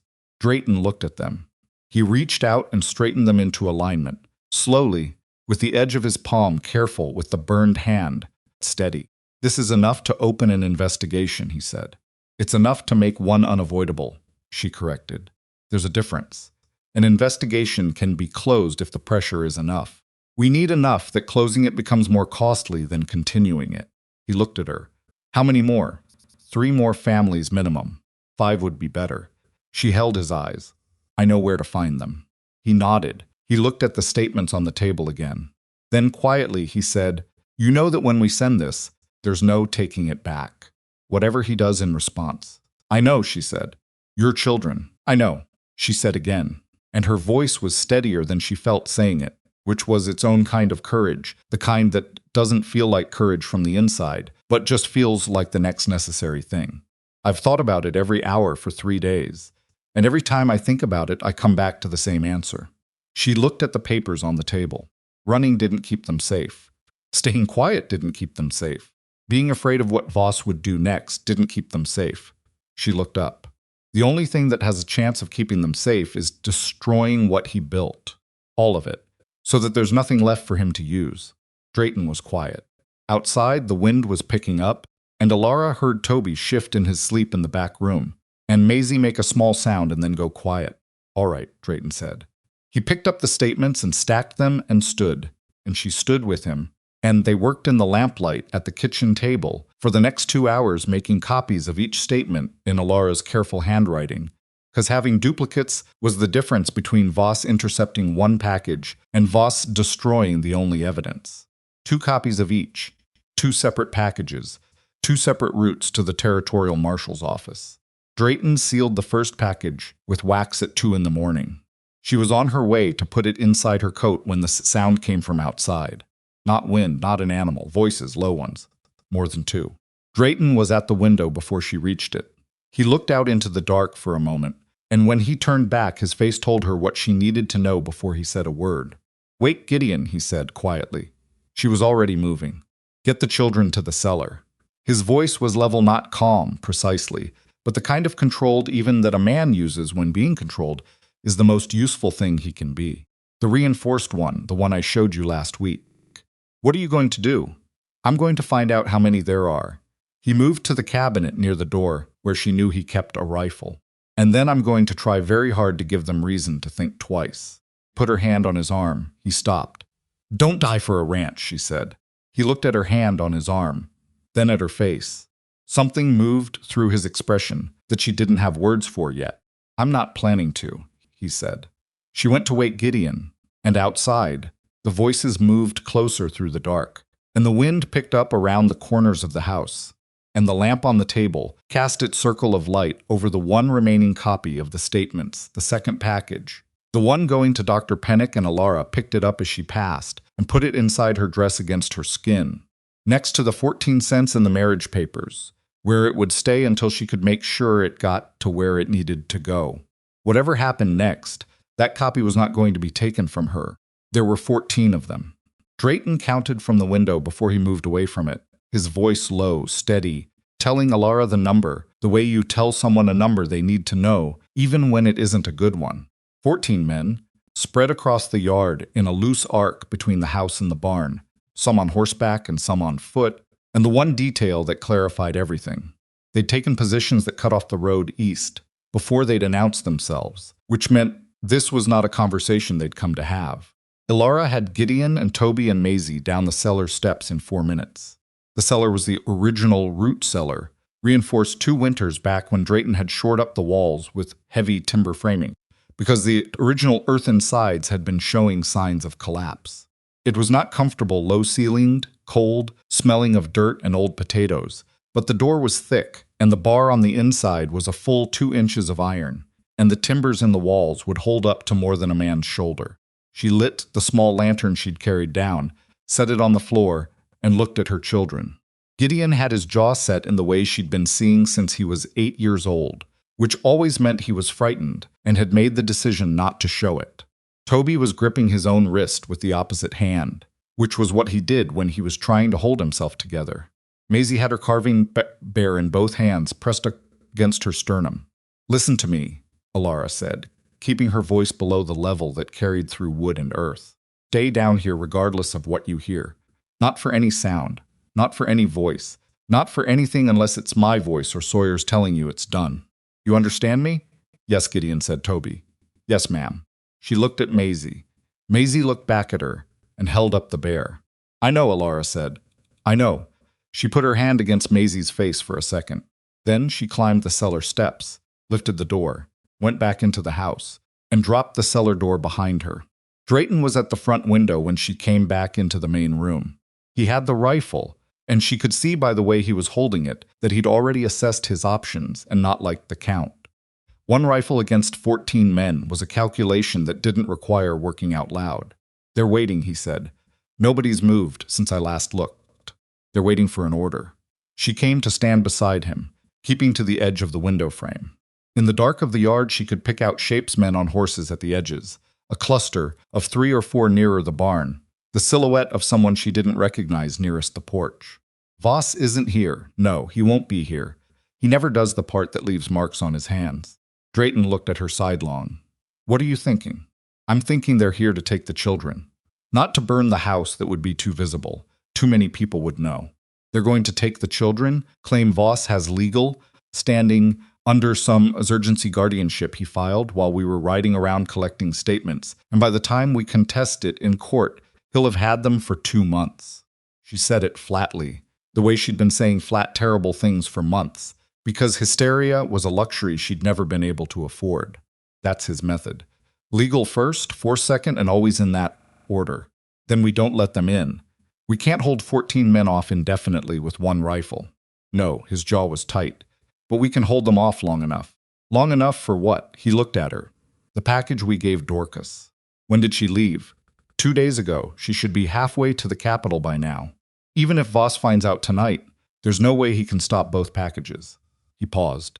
Which means whatever happens here, the information is already moving. That doesn't help us tonight, she said.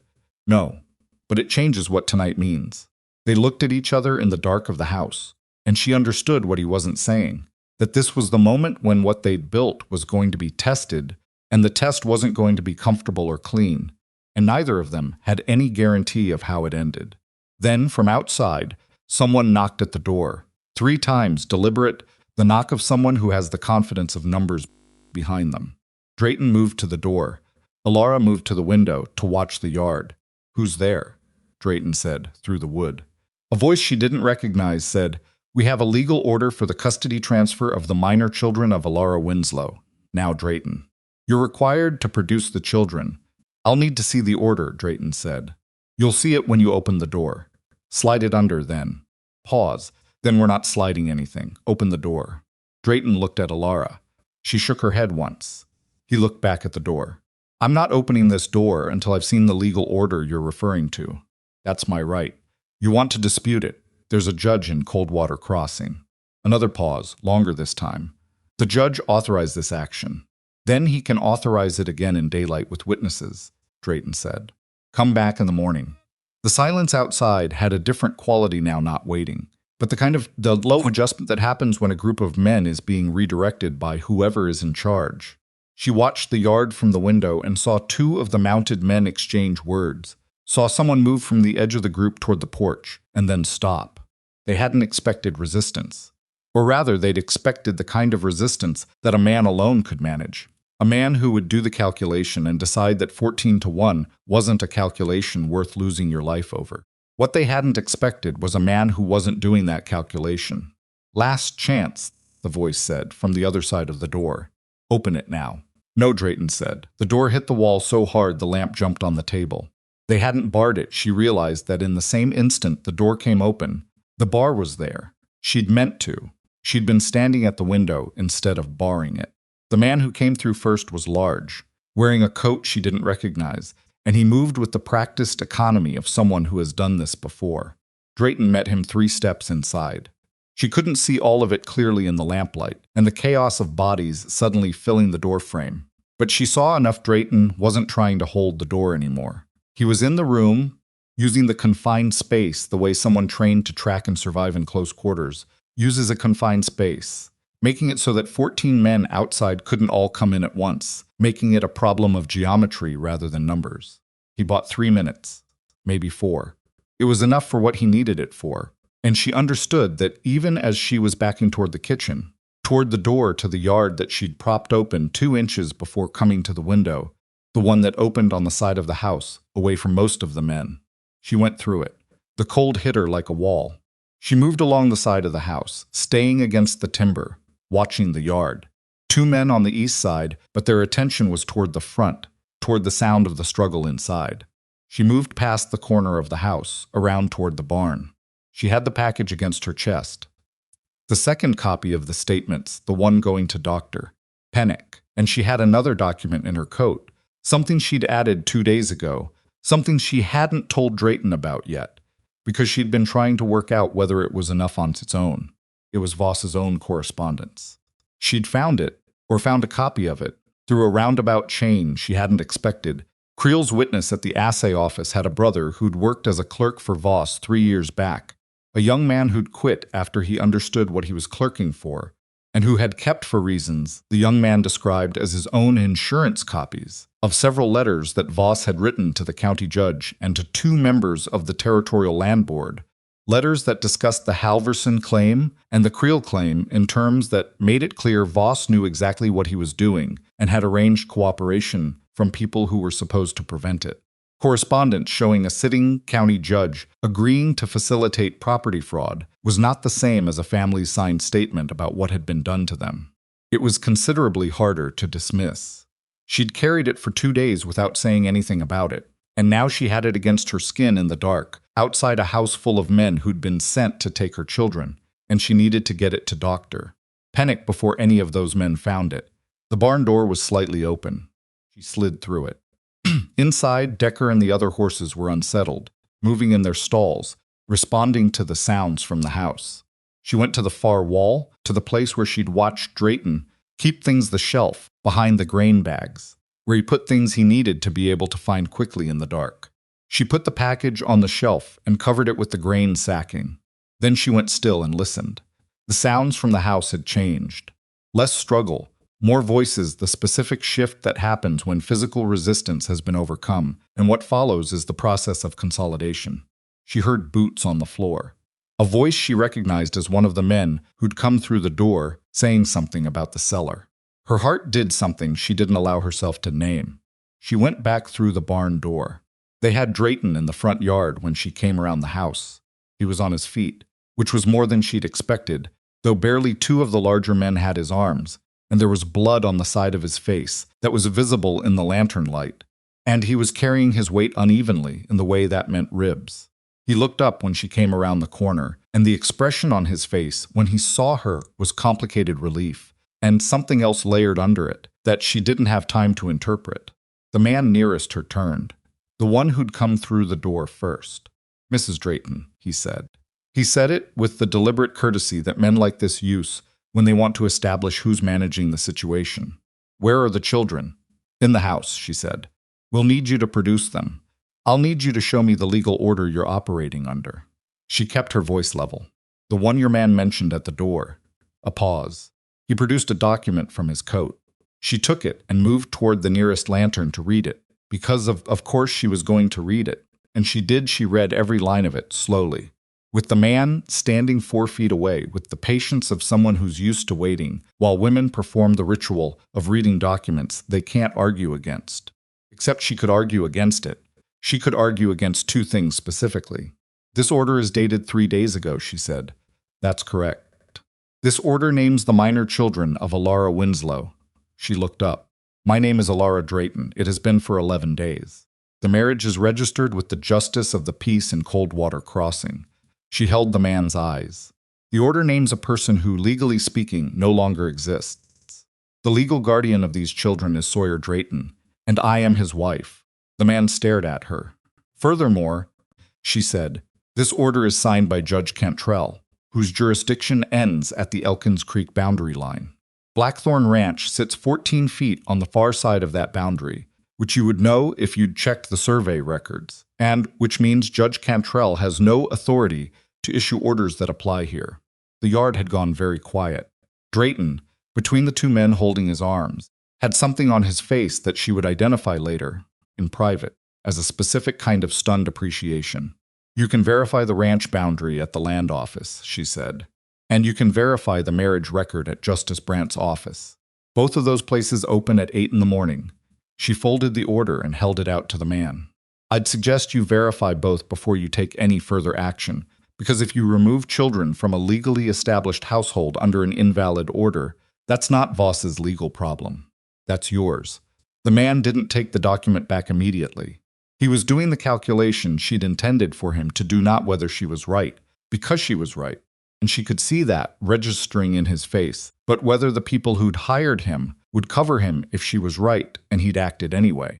The answer to that question, in her experience, was that people like Voss covered their people exactly as long as those people were useful, and not one moment longer. She watched that calculation complete itself on his face. He took the order back. "Let him go," he said to the men holding Drayton. They let go. Drayton stood on his own, swaying slightly, controlling it. He looked at Elara across the yard.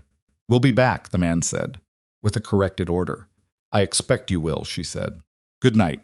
She stood in the yard and watched them go, all 14 of them, in a movement that had the particular quality of a retreat that is trying not to look like a retreat. She stood there until the last rider had cleared the gate and the sound of horses had faded to nothing. And then the cold she'd been not feeling came back all at once, and she sat down on the porch step because her legs had decided they were done. Drayton came and sat beside her. He was breathing carefully the way people breathe around injured ribs. Cut on his face was not as bad as it had looked in the lantern light, more blood than damage. "The boundary line thing," he said after a moment. 14 feet, she said. "I measured it when we came back from the land office after registering the marriage. I wanted to know the ranch's legal position." He looked at her. "You measured the boundary. I thought it might be relevant." He was quiet for a moment that had a very specific texture to it. "Elara, don't make a thing of it. I'm not making a thing. He stopped, looked at the dark where the riders had gone. "You're the most prepared person I have ever met in my life." "I've had to be," she said, for the second time in 3 days, which she was beginning to understand was her honest answer to a lot of questions. They sat on the porch step in the cold for a little longer. She was going to have to go get the children from the salasa. She was going to have to check his ribs and his face and deal with whatever damage was under his coat that he wasn't mentioning. She was going to have to figure out the next step, because what had happened tonight changed the timeline. Voss would have a corrected order in front of a different judge within a week, maybe less, and whatever window they had was closing. But for right now, for this specific minute, she let herself sit on the step. "Package," Drayton said. "You moved it. In the barn. Behind the grain sacks." "Good." He was quiet a moment. "There's something else, isn't there? Something you haven't told me." She looked at him. "I've been watching you for 3 weeks, he said, without any particular emphasis. "I know when you're carrying something you haven't said yet." She reached inside her coat and produced the second document, the Voss correspondence, the copies the clerk's brother had kept for his own insurance. She held them out. Drayton took them. He angled toward the light from the window to read, and she watched him read, and she watched the moment when he understood what he was reading, when the specific nature of what the letters said landed on him. And his face went through a change that was the change of a man revising. His understanding of the scope of a problem upward. "How long have you had this?" he said. 4 days. "Why didn't you?" "Because I needed to think about how to use it," she said. "And because if you knew I had it, you'd want to act on it immediately, and acting on it immediately would have been a mistake." He looked at her. "This doesn't go to the marshal's office," she said. "This goes directly to the territorial governor's office, with a cover letter that makes clear what a sitting county judge agreed to in writing. The marshal can ignore family complaints about property fraud. Judges ignore them every day. They can't ignore a sitting judge's written agreement to facilitate it." She paused. Question was, who carries it there? Because it's more valuable than the other package, and also more dangerous to be carrying. "Dr. Pennock," Drayton said. "No. I think Dr. Pennock carries the statements. This," she nodded at the letters. "This I think you need to take yourself. To the man you know. The one you trust. I told you, if I leave the ranch. If you leave the ranch for 2 days," she said carefully. "And if we move the children somewhere Voss doesn't know about before you go, and if we time it so he doesn't realize you're gone until you're already back." She watched his face. "Can you make the capital in 2 days hard riding?" He thought about it. 1 day there, 1 day back. If nothing goes wrong with the roads. "Then we move the children to the Halversons tomorrow morning. Marta Halverson already said she'd take them if it came to that, and I believe her. You leave tomorrow afternoon, when whoever Voss is watching the road with sees nothing unusual about afternoon traffic. You get to your man Aldrich, you put the letters in his hands, you ride back. And while I'm gone? While you're gone, I am a pregnant woman staying peacefully at a neighbor's farm, and there's nothing irregular about that. And there's nothing at Blackthorn Ranch for Voss's people to find." He was quiet. He folded the letters and held them carefully in his bandaged hands. "You worked all of this out," he said. "All of it. I had a long night, she said. He almost smiled. It was the closest thing to it she'd seen on his face, yet not a full one, not even a half one, but the suggestion of one at the edge of his mouth, where the light hit it, and she filed it without making anything of it out loud. All right, he said. Tomorrow. She told the children in the morning, sitting around the kitchen table, with the kind of plainness she'd always used with them, because she'd found that children handled difficult information better with plainness than with softening. She told them they were going to stay with the Halversons for a few days. She told them Sawyer had something important to take care of, and that when he was back, things were going to start changing. Changing how? Toby said. Changing toward better, she said. Toby looked at Drayton. You're coming back? Yes, Drayton said. He said it simply, without any ceremony around it. Toby looked at him for a moment, with the evaluating eyes of an 8-year-old who has learned the hard way that people who say they're coming back don't always mean it. Then he nodded once, and went back to his breakfast. Maisie, without looking up from her plate, held her bear carving out toward Drayton across the table. He looked at it. You sure? She pushed it slightly further toward him, took it, held it in his bandaged palm. He looked at Maisie's face, her small, serious face that had started in the last week, to occasionally do something that resembled a smile in the right light. I'll take good care of it, he said. She wants you to bring it back, Gideon said, from down the table. He wasn't looking up either. I know, Drayton said. Gideon was quiet for a moment. Then, I know how to bar the cellar door from the inside. If anything happens while you're gone, I'll get them in there. Good man, Drayton said. Gideon picked up his fork. I'm not a man. I'm 12. He stabbed a piece of salt pork. But I know how to bar a door. Drayton looked at Elara across the table. She looked back at him. They got to the Halversons by mid-morning. Marta Halverson came out to the yard when she saw the cart and didn't ask any questions, just started helping Toby down and telling Maisie about the 2 barn cats that had produced a litter the previous week, and Reuben came out and took Gideon to show him something about the fence line, which Elara recognized as a piece of graceful misdirection designed to give the boy something useful to do while the adults arranged things. She stood with Marta near the cart while Drayton readied Decker for the ride south. You trust him to get there, Marta said. Not a question. Yes, Elara said. You trust him to come back. A brief pause. Yes. Marta looked at her with the directness of a woman who has stopped having time for indirect things. That took a while to arrive at. Most things worth arriving at take a while, Elara said. Marta made a sound that was something between agreement and amusement. You're going to be all right, she said. Not as comfort as an assessment. We're going to find out, Elara said, which was honest in a way that comfort wasn't. Drayton came to her before he left. He stood in front of her in the Halversons' yard, with Decker saddled behind him and the letters safely distributed between his coat lining and a second place she hadn't asked about, because he knew how to carry things too. 2 days, he said. 2 days, she agreed. He looked at her face. She looked back at his. They had the kind of marriage that had been built in 3 weeks out of practicality and paperwork, and a burned barn and a porch step at midnight. And it was not a storybook thing. It was a real thing, and real things had weight. Be careful with those hands, she said. I'll be careful with everything, he said. He rode out of the Halverson yard south, and she watched him go, and she did not look away until he was too small to see. She spent 2 days at the Halversons waiting, which was the hardest 2 days she could remember in a year of hard days, because waiting when you've set something in motion but can't see it moving is a particular kind of difficult that doesn't have a good solution. Cooked, because she always cooked when she was anxious. She sat with Ruth Candler's letter again. She'd brought a copy and read through it twice and thought about every word of it. On the evening of the second day, Voss came to the Halverson farm. He came alone, which was the detail that surprised her, just Voss, in his good coat. No men with him, which meant he'd decided this was a conversation he wanted to have without witnesses on his side. He knocked at the Halverson door with the same measured 3 knock as always, and when Marta answered, he said he'd like a word with Mrs. Drayton. Marta looked at Elara. Elara nodded. He came in and stood near the door, because she'd stayed at the table and she wasn't getting up.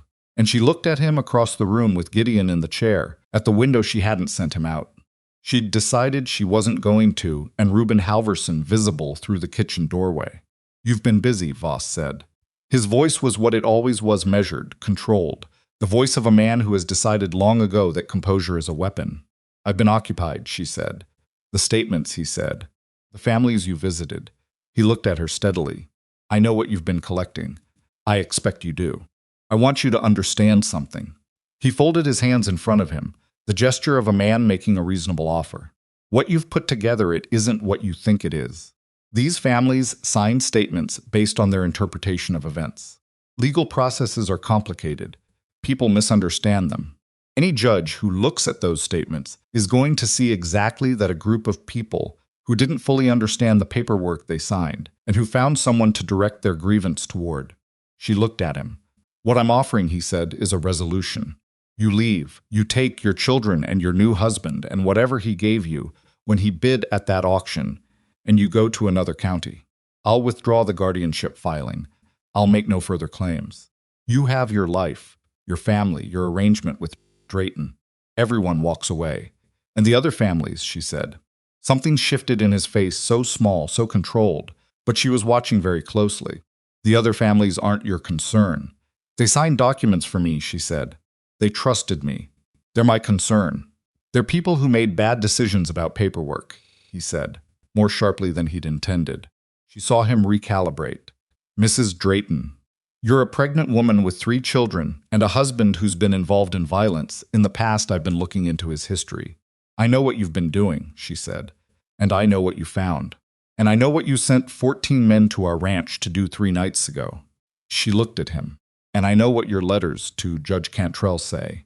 The ones from 3 years ago, about the Halverson claim and the Creel claim. A pause. The ones where you and the judge discussed the process in terms that make it very clear you both knew exactly what the process was being used for. The room went very still.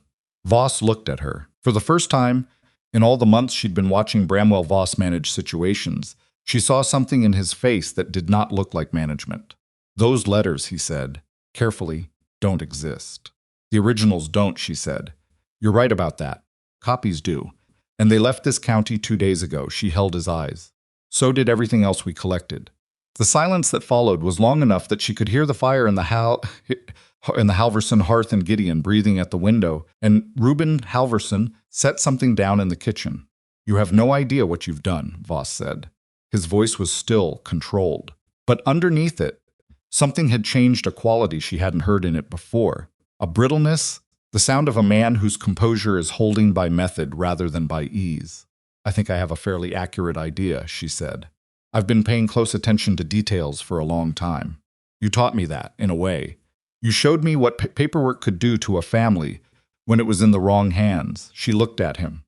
Turns out it works the same way in the right ones. Voss looked at her for a long moment.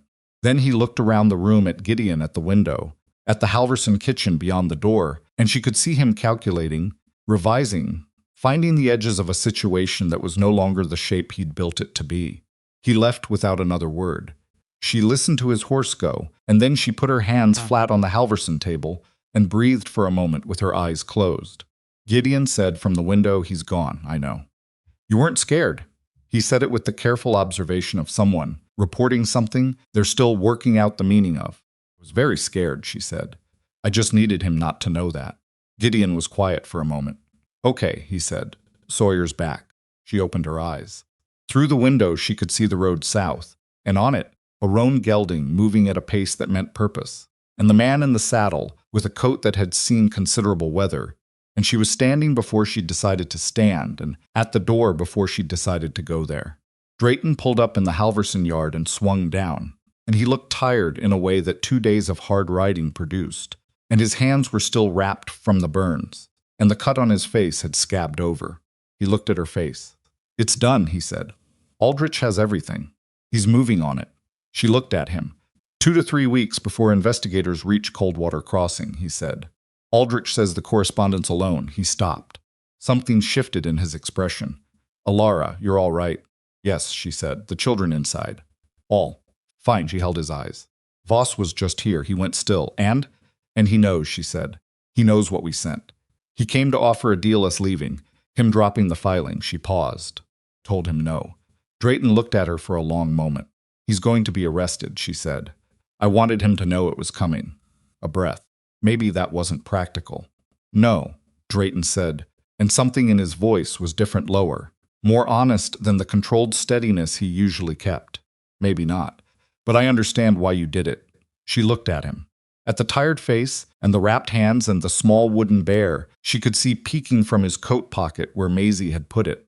She had started 3 weeks ago with 14 cents and a legal notice and 3 children and a stranger's bid at an auction. And she had built from that, built something that was not yet finished, was not yet safe, had no guarantee of the end she was working toward. But it was built. It was moving. And it was moving in the right direction. Come inside, she said. There's food, in a minute. He looked at her. The evening light was doing something to his face that made it harder to read than usual.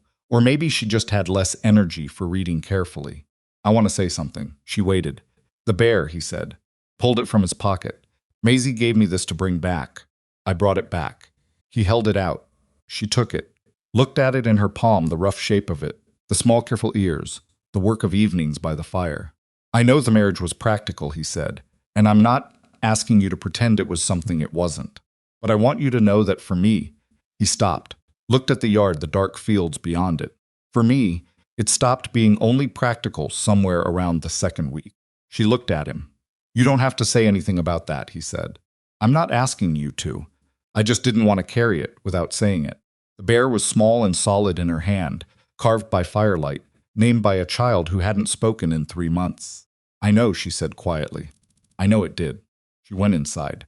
He followed, and Toby's voice came from somewhere in the house, asking if Decker was all right.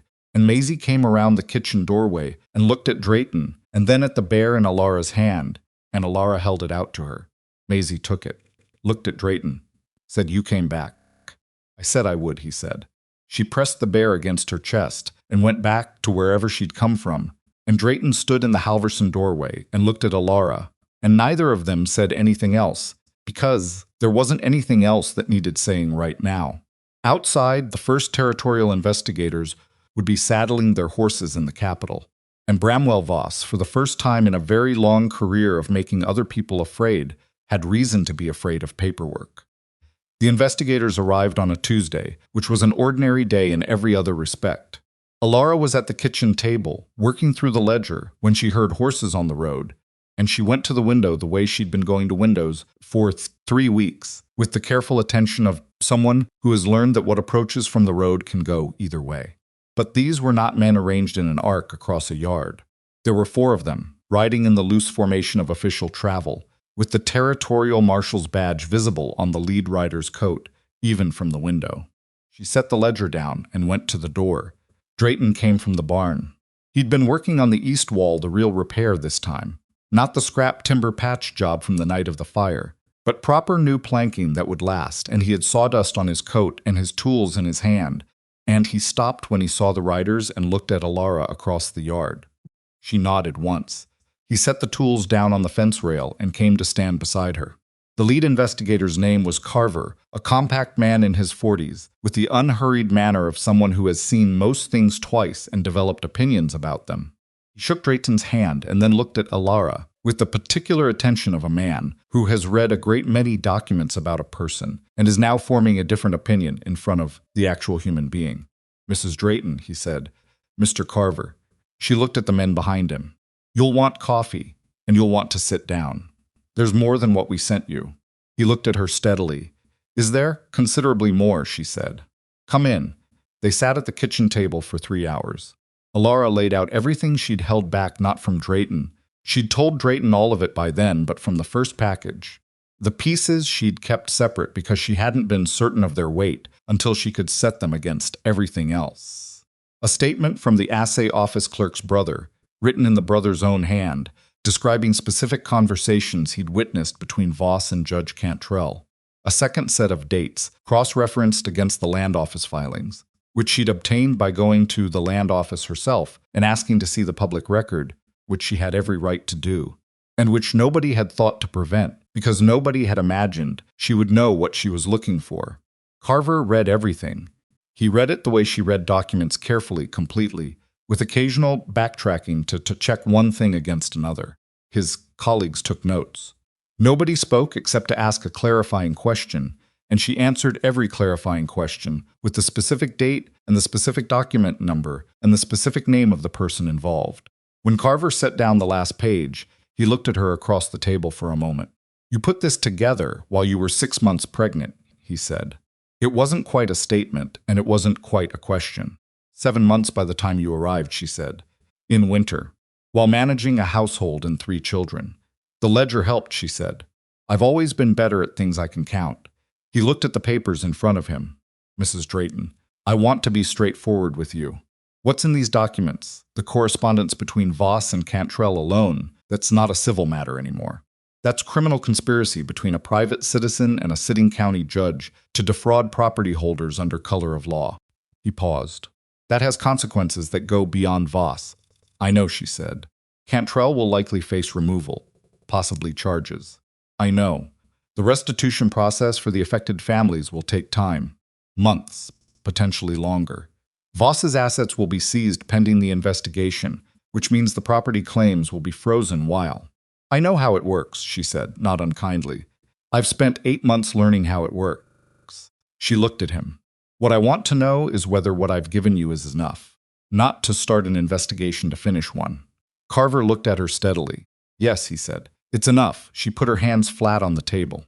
She breathed. It was, in the end, the simplest moment of the whole thing. Not dramatic. Not triumphant. Just a man across a table saying yes, and the word landing in her chest like something that had been suspended in the air for a very long time finally touching the ground. Drayton, sitting beside her, put his hand over hers on the table. He didn't say anything. She didn't move her hand. They arrested Bramwell Voss on a Thursday morning, 2 days after Carver's visit. Elara wasn't there for it. She'd decided she didn't need to be, which was a decision she made carefully and kept to the specific choice not to watch. Not because she was afraid of it, but because she understood that some satisfactions are cleaner when you let them happen off stage. She heard about it from Dorcas Holt, who had come back from the capital 10 days before and had been her most reliable source of information since, and who described it with the matter-of-fact precision of a woman who had been waiting a long time for it. Came out of the house in the coat, Dorcas said. The good one. Like he was going somewhere. And Carver's men were already in the yard, and he just stopped.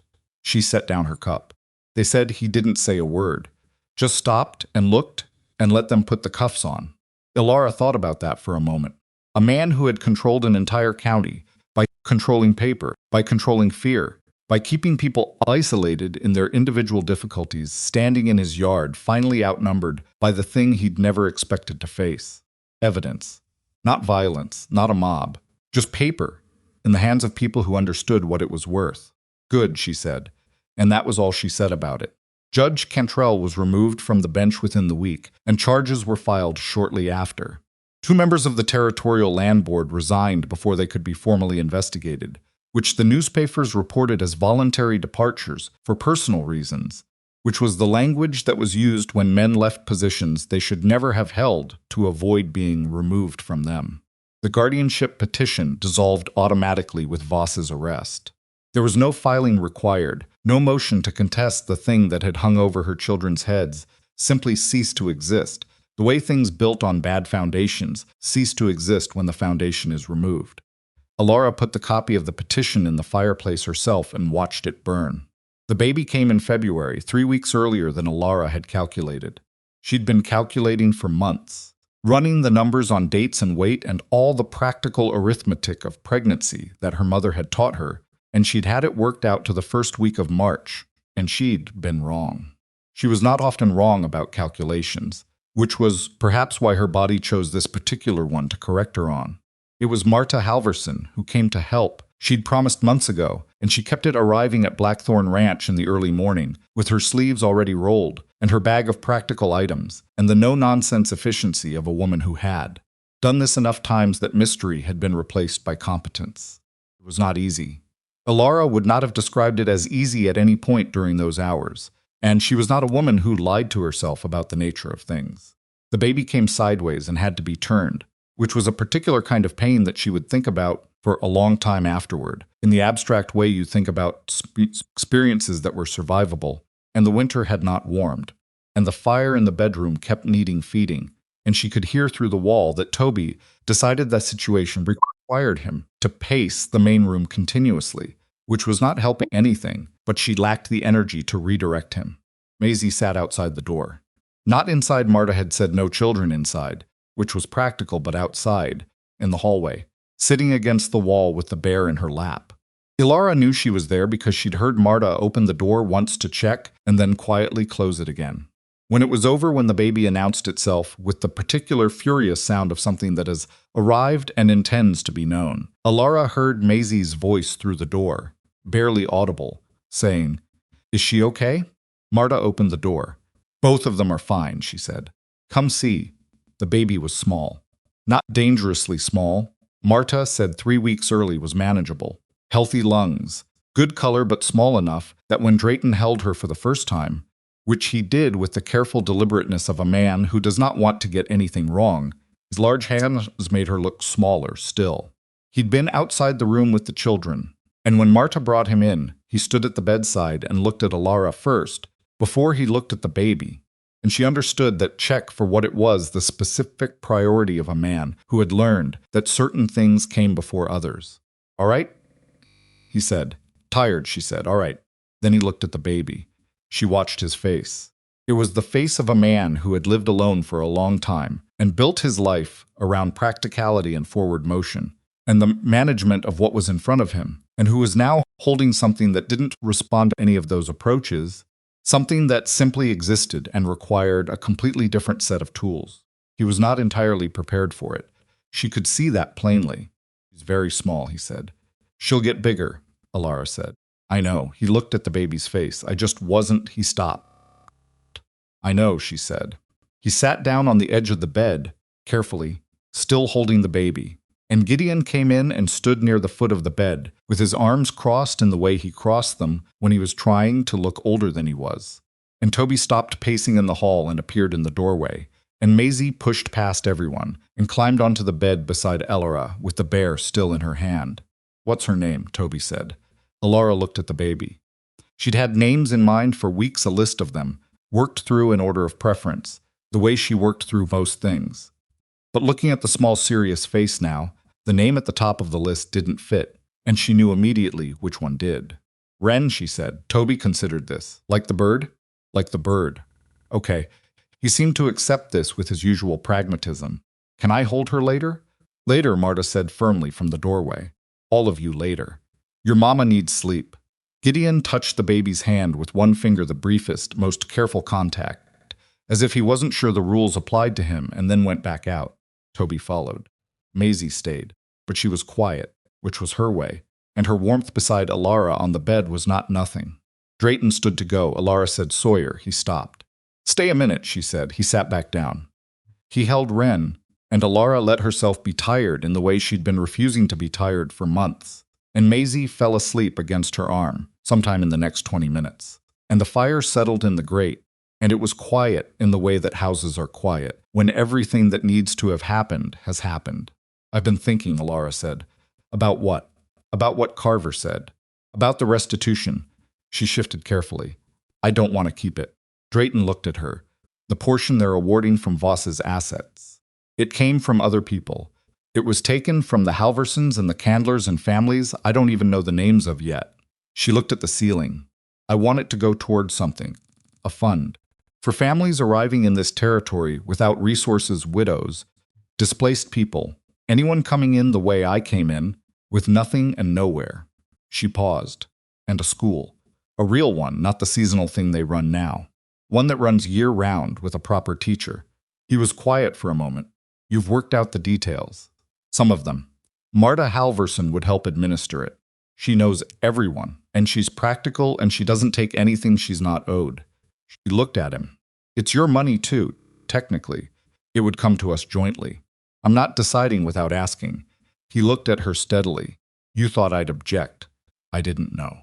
I wouldn't have bid at that auction," he said, "if I wanted to keep what other people lost." He looked at Wren in his arms. "Do it." She let out a breath she hadn't known she was holding. "The name of the fund," he said. "Did you work that out too?" "Not yet," she said. "I thought maybe the children should name it." The investigation moved through its phases over the following months, and Elara followed every step of it with the same methodical attention she'd brought to the documents. Voss's properties were catalogued and assessed. His political connections were mapped out and excised, one by one, with the unhurried thoroughness that territorial investigators brought to cases where the evidence was airtight and the only variable was time. He had been, as it turned out, doing this for 11 years. Not just in this county and 3 others before it. In a pattern so consistent it was almost mechanical. Move into an underdeveloped territory. Identify families with legitimate claims and limited legal literacy. Manufacture debts. File paperwork through cooperative officials. Acquire properties for fractions of their worth. 11 years. Dozens of families across 4 counties. When that scope became public, when the territorial newspapers ran the accounting, the response was the thing that surprised Elara most about all of it. People came forward. Not the people she'd already found, not the ones she'd ridden to in the winter cold and sat across from, and asked to put their names on paper. Other people, people she'd never heard of, from counties she'd never visited, who had read the reports and recognized their own stories in them, and decided, finally, that the evidence of other people's courage was sufficient permission for their own. The Territorial Marshal's Office received 47 additional statements in the 6 weeks following Voss's arrest. Elara read each one when Carver sent her copies, because he'd started sending her copies as a matter of course, with a note the first time that said simply, "You should know the scope of what you started." She didn't cry reading them. She'd been told by 2 different people that she should find that moving, and she probably should have. But what she actually felt reading them was something more like the specific satisfaction of a calculation that has finally come out the right way. 47 families who had been alone with something too big to carry alone, and now were not alone with it anymore. That was the thing about isolation. It was Voss's real method, and she'd understood it early. But she hadn't fully understood the inverse until she saw it working. That the opposite of isolation wasn't just connection. It was evidence. It was people discovering that they were not anomalies, not unlucky, not uniquely vulnerable, but part of a visible pattern that could be named and documented and used. Fear worked as long as everyone remained afraid alone. That was the sentence that kept coming back to her in the months that followed. The sentence she would say, years later, when people asked her how she'd done it, as if there were some extraordinary quality required some special courage, some unusual strength. There wasn't. There was just the refusal to be afraid alone, and the ledger, and the surveyor's map, and the 14 cents still in the pouch inside her coat, which she'd never spent, which she was never going to spend, which had become the only kind of memento she'd ever allowed herself. The east wall of the barn was finished by March. Real planking, properly done, with Gideon helping on the days the weather allowed, and learning how to read wood grain and set a nail correctly without being explicitly taught absorbing it, the way he absorbed everything, by paying attention and refusing to get the same thing wrong twice. He was 13 by then, still serious, still carrying too much of himself in his jaw, still the first one up and the last one to admit when something had frightened him. But something had shifted in him over the winter, the specific shift that happens in a child when they discover that the adults around them are not infallible, are in fact making things up as they go, frightened and uncertain, and proceeding anyway. And somehow the discovery of adult imperfection had made him less rigid rather than more, as if knowing that certainty was not required had given him permission to be his actual age occasionally. He still watched the road from the window. He probably always would. Some things learn into the body and don't unlearn. But he'd started leaving the window to do other things, which was progress of the kind that didn't announce itself. Toby and Decker had arrived at a relationship that Drayton described, with characteristic understatement, as a situation that had gotten out of hand. The horse followed the boy around the paddock with an attention that reversed the expected direction of the relationship entirely, and Toby had taken to talking to him in the running murmur he'd absorbed from watching Drayton. And the roan gelding responded to it the same way. He responded to Drayton's version, which Drayton claimed to find baffling, and which Elara suspected he found pleasing in a way he wasn't going to perform. "You know what you did?" she said to him one evening, watching Toby through the window. "I didn't do anything. You let a child watch you with a horse for 3 months, and then you let the horse follow the child around." She looked at him. "You knew exactly what would happen." He picked up his coffee cup. "I have no idea what you're talking about." She let that stand, because some things were better left to the people who needed to not say them out loud. Maisie started school when the new term opened in April. The school that would eventually become the one funded by Voss's restitution wasn't built yet. That would take another year. But the seasonal school in Coldwater Crossing had a new teacher, a woman named Miss Faraday, who had come from the East, with opinions about children and reading that were different from the previous teachers, and considerably more effective. Maisie sat in the front row and said nothing for the first week, and then on the 8th day asked Miss Faraday a question about a word she didn't know. And Miss Faraday answered it, and Maisie asked 3 more. And by the end of October, she was reading at a level that made Miss Faraday write Elara a note that she kept in the ledger. She was still quiet. She was probably always going to be quiet. Some children are made that way, not damaged, not broken, not in need of fixing, just genuinely different in how they move through the world. And the world wasn't always patient with that difference. But Maisie had people around her who were patient with it, and that turned out to be what mattered. The bear sat on the mantel at Blackthorn Ranch. It had been there since the night Drayton finished it, and nobody had moved it, and nobody was going to. Wren was the loudest person in the house by summer, which given the competition was a significant achievement. She had opinions, strong ones, expressed without ambiguity, about food and timing, and being put down when she would prefer to be held, and being held when she would prefer to be put down. And she communicated these opinions with the vigorous conviction of someone who has not yet learned that the world is not always interested in her preferences. Toby found this delightful. Gideon found it disruptive, and then gradually found it delightful and wouldn't admit to either. Maisie sat near her in the evenings with a book and didn't look up but also didn't move away, which was Maisie's version of devotion.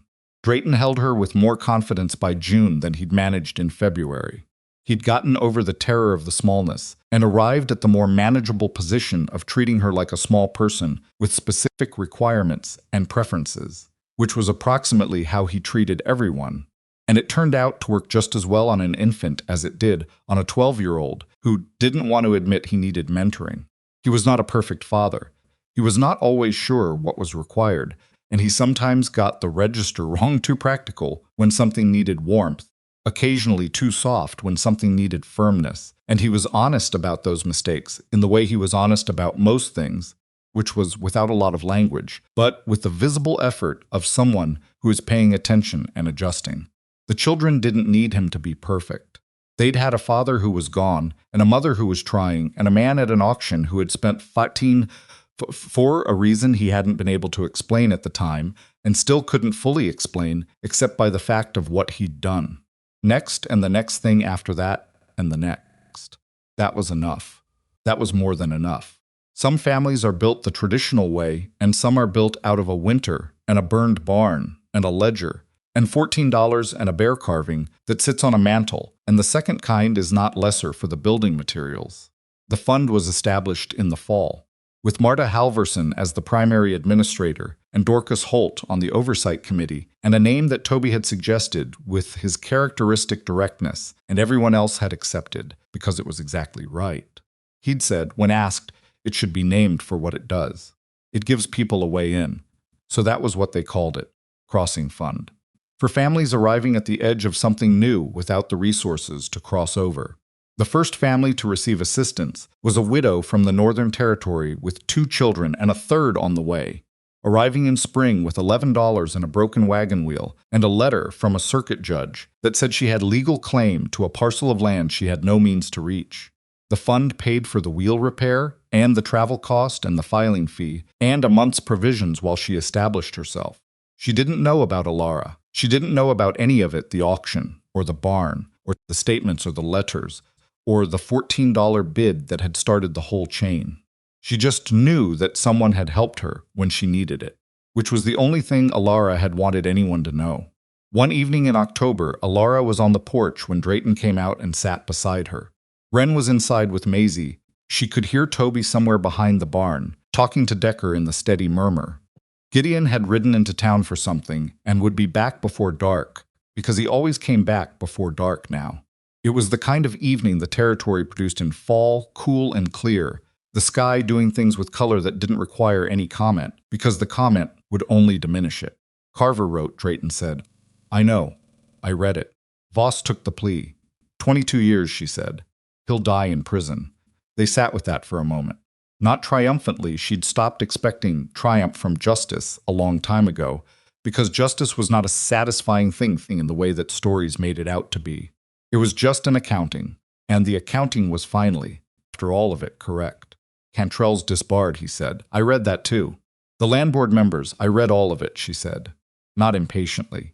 Just telling him she'd done the thing she always did, which was read everything carefully and make her own assessment. He was quiet. Out past the fence line, the last of the evening light was moving across the flat ground in the particular way that made the distance look navigable, which it wasn't, but which it looked like from the porch. You've been thinking about something, he said. I've been thinking about several things. The one you're not saying. She looked at him. 3 seasons of a man who noticed things, and she still sometimes forgot that he noticed her in the same way he noticed everything else quietly, without announcement, adding details to a picture he was building. I've been thinking about Thomas, she said. He didn't move, didn't shift, just waited. I've been thinking about whether loving you means I'm moving away from him, replacing him. She looked at her hands. I kept running that calculation and it kept coming out wrong, like I was using the wrong formula. She paused. And then I realized the formula was wrong. It's not a replacement. It's not a subtraction. She stopped. Addition, he said. She looked at him. You're not the same person you were when Thomas was alive, he said. You're not supposed to be. That's not loss. That's just time. He looked out at the evening. I'm not asking you to have less of him so there's room for me. That's not how people work. She looked at him for a long moment. At the face she'd been reading for almost a year, the carved lines of it, the careful steadiness. The man who had paid $14 for a reason, he'd said, was that he couldn't figure out how to not. When Carver offered to end the legal marriage, she said, for Voss's arrest. You told me I was free, you were. I know. She held his eyes. I didn't want to be. He looked at her. I'm not saying it because the danger's gone and I'm grateful, she said. I'm saying it because it's what's true, and I've been accurate about everything else, so I intend to be accurate about this. She looked back at the evening.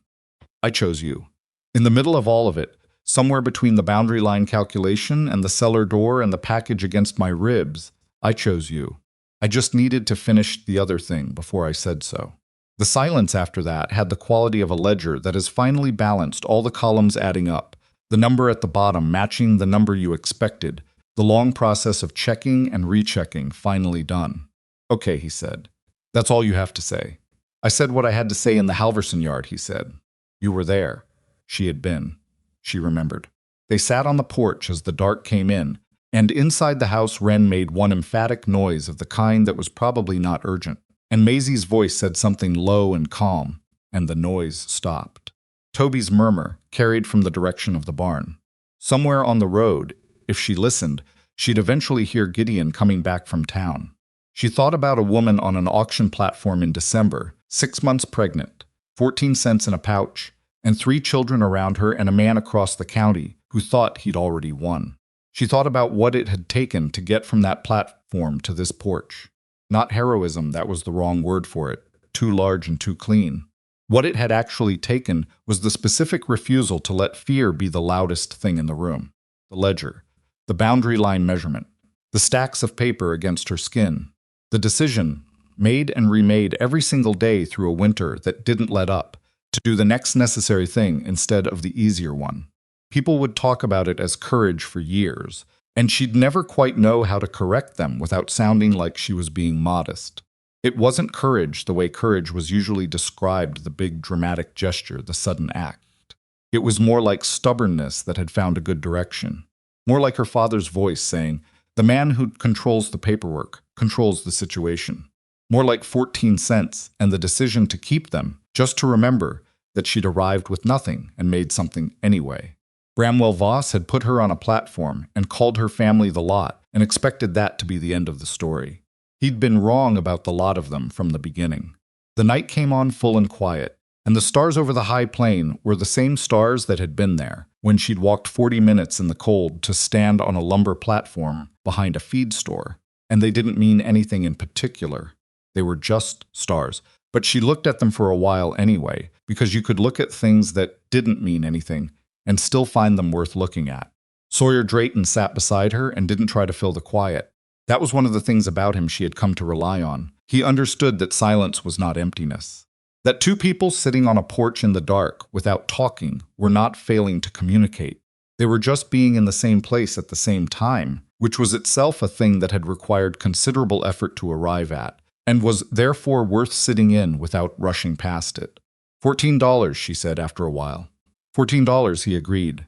You could have just left. I could have, he said. Why didn't you? He was quiet for a moment. I told you. I'd watched before and not done anything. I wasn't going to do that again. That's the practical answer, she said. What's the other one? He looked at her sideways. In the dark, she could see the outline of his face, the set of his jaw. You were standing on that platform like you were prepared to go through whatever was coming next, he said. Scared out of your mind and prepared anyway. I don't know. He paused. Seemed like the kind of person worth spending $14 on. She looked at the dark beyond the fence line. $14 for a chance. That was all it had been. Not a rescue, she would correct that version of the story for years whenever she heard it firmly, without apology. She had not been rescued. She had been given a door, and she had walked through it herself, and everything on the other side of it she'd built her own hands and her own ledger, and the names of people willing to trust that their story mattered. Sawyer Drayton had bought her a door. What she did with it was hers. Inside the house, Wren was quiet now, and the fire was going, and the bear sat on the mantel where it would still be sitting in 10 years when people came to ask Elara to tell the story, and she would tell it the way she always did, plainly, without decoration, starting from the cold morning and the auction platform, and the man who stepped forward and bid $14, and ending here, on this porch, the stars doing their indifferent work overhead, not because it had a satisfying ending, but because it was true, and truth was the only currency she'd ever entirely trusted, and she'd learned in a winter that it was worth more than most people knew, worth more than manufactured debts and corrupt judges, and 14 years of a man's careful operation, worth more than fear, worth more than the silence of 40 people who didn't lift a hand, worth exactly as much as the people who were willing to put their name on it.